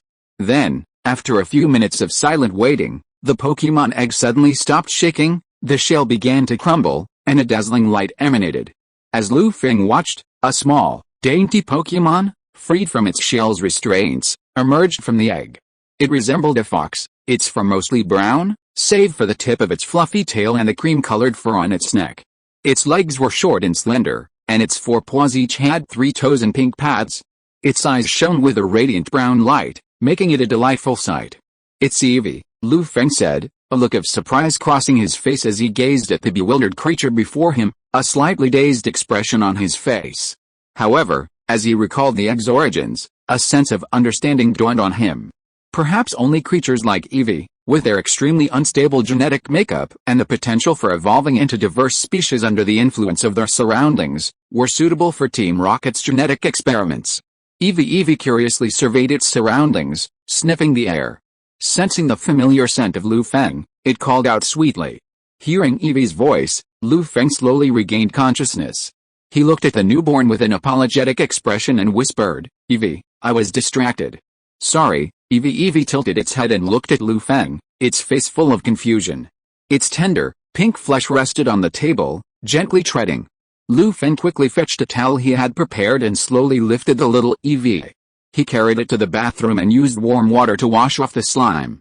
After a quick wipe, he carefully cradled the little Eevee in his arms, took out the moo milk he had prepared, and fed it to the little Eevee. Little Eevee sipped moo milk, a blissful expression on its face.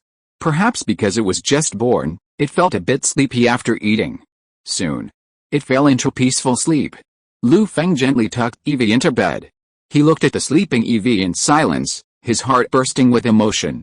He couldn't help but exclaim, "How can there be a Pokémon as cute as Eevee?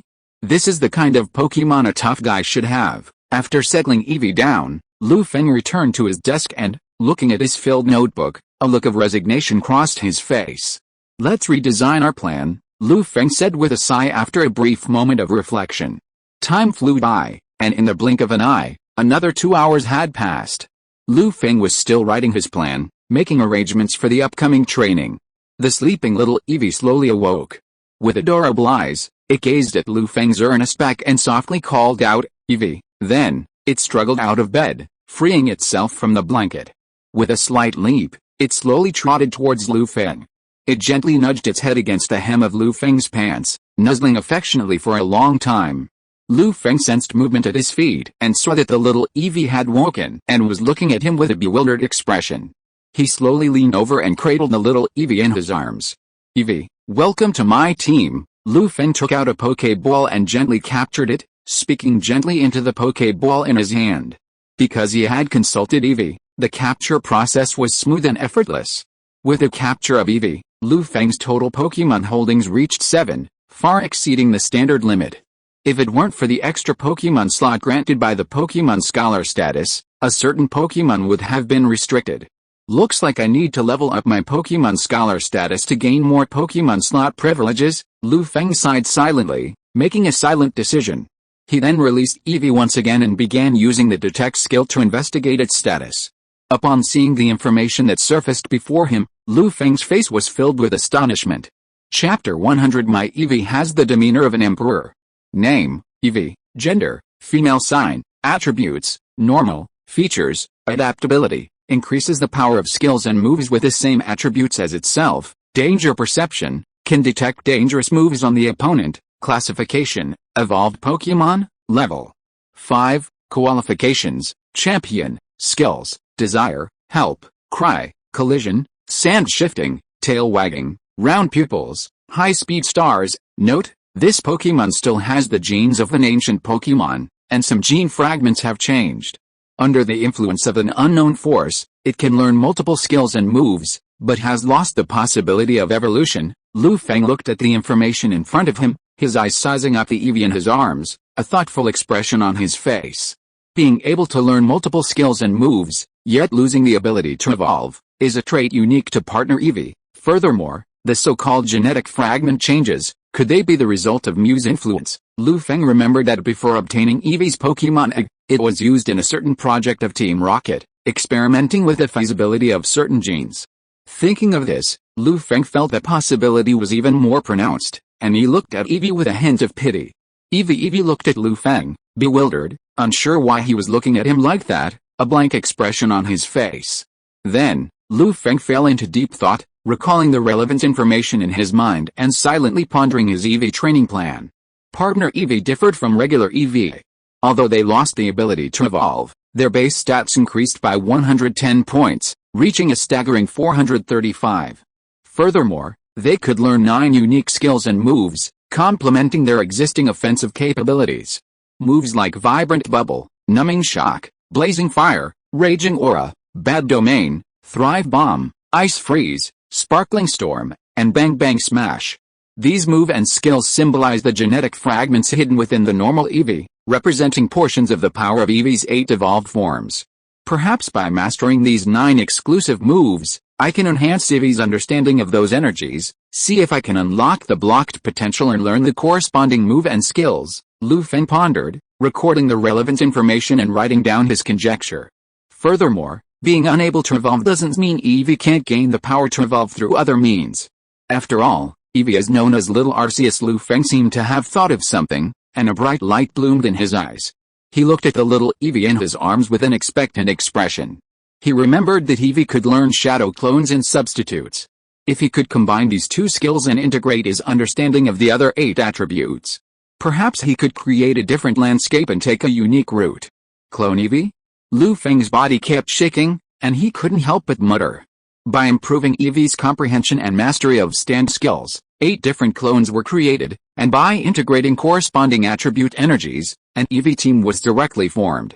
Although Eevee has no possibility of Mega Evolution, it has a powerful exclusive Z move, 9 colors sublimation gathered at the top. Using such means, perhaps it would be possible to directly use its own exclusive Z move without relying on other evolved forms. Would such an Eevee be very exciting? If it were a fantasy novel routine, it would simply break the shackles of the holy body not being able to become an emperor, and it would definitely have the posture of a great emperor.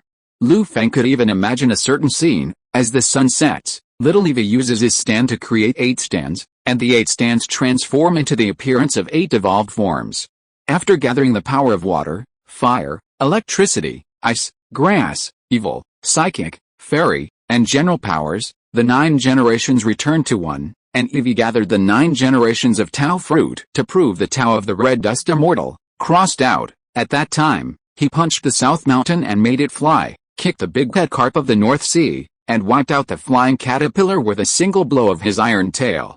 He eventually took over the position of the alpaca and became the priest-level being that illuminates the heavens.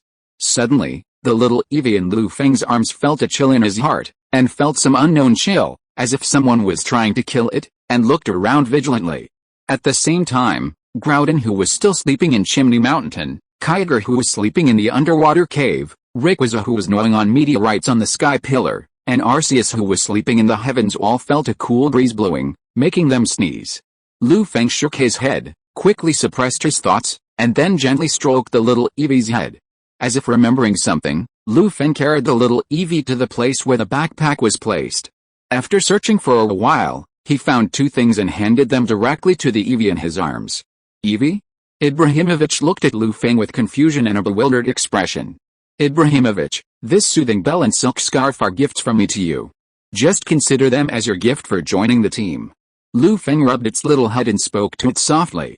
Eevee listened to Lu Feng's explanation, with an expression of great surprise on his face, and called softly, Eevee. Lu Feng wrapped the silk scarf around it, slowly draped it over Eevee, and hung the soothing bell around its neck. As it swayed gently, only the sound of clear and pleasant bells could be heard, making the room calm. At this moment, Lu Feng's cell phone suddenly rang, breaking the peaceful atmosphere. Lu Feng glanced at it with some confusion, and when he found out it was an unknown number, he became even more confused. After the call was connected, the voice from the other end made Lu Feng stun for a long time. Not long after Lu Feng hung up the phone, he took Eevee out of the rental house and booked a plane ticket to the imperial capital. 4 hours later, Lu Feng arrived at the headquarters of the Elf Alliance of Great Xia. Lu Feng, long time no see. Wu Feng had been waiting at the gate of the Alliance for a long time. After seeing Lu Feng's figure, he hurriedly said to him, President Wu, long time no see. Lu Feng looked at Wu Feng, who was in good spirits, smiled, and said slowly, Come with me. I'll take you to see our collection of ancient items. After a brief greeting, Wu Feng spoke directly to Lu Feng, and took him to a certain place, slowly walking over. After an unknown amount of time, they came to a heavily guarded warehouse. After some inspection, they were allowed to enter. As soon as Lu Feng walked into the warehouse, he saw all kinds of shelves neatly arranged, and the items on them were dazzling. Is this the collection of the Elf Alliance of the Great Xia Kingdom? Lu Feng gazed at the scene in astonishment, sighing in awe. Wu Feng listened to his sigh but didn't respond. He simply smiled and nodded, a look of pride on his face. Lu Feng then continued browsing, searching for what he was looking for. To his disappointment, while the items here were plentiful, they were mostly commonplace resources, with few that caught Lu Feng's eye.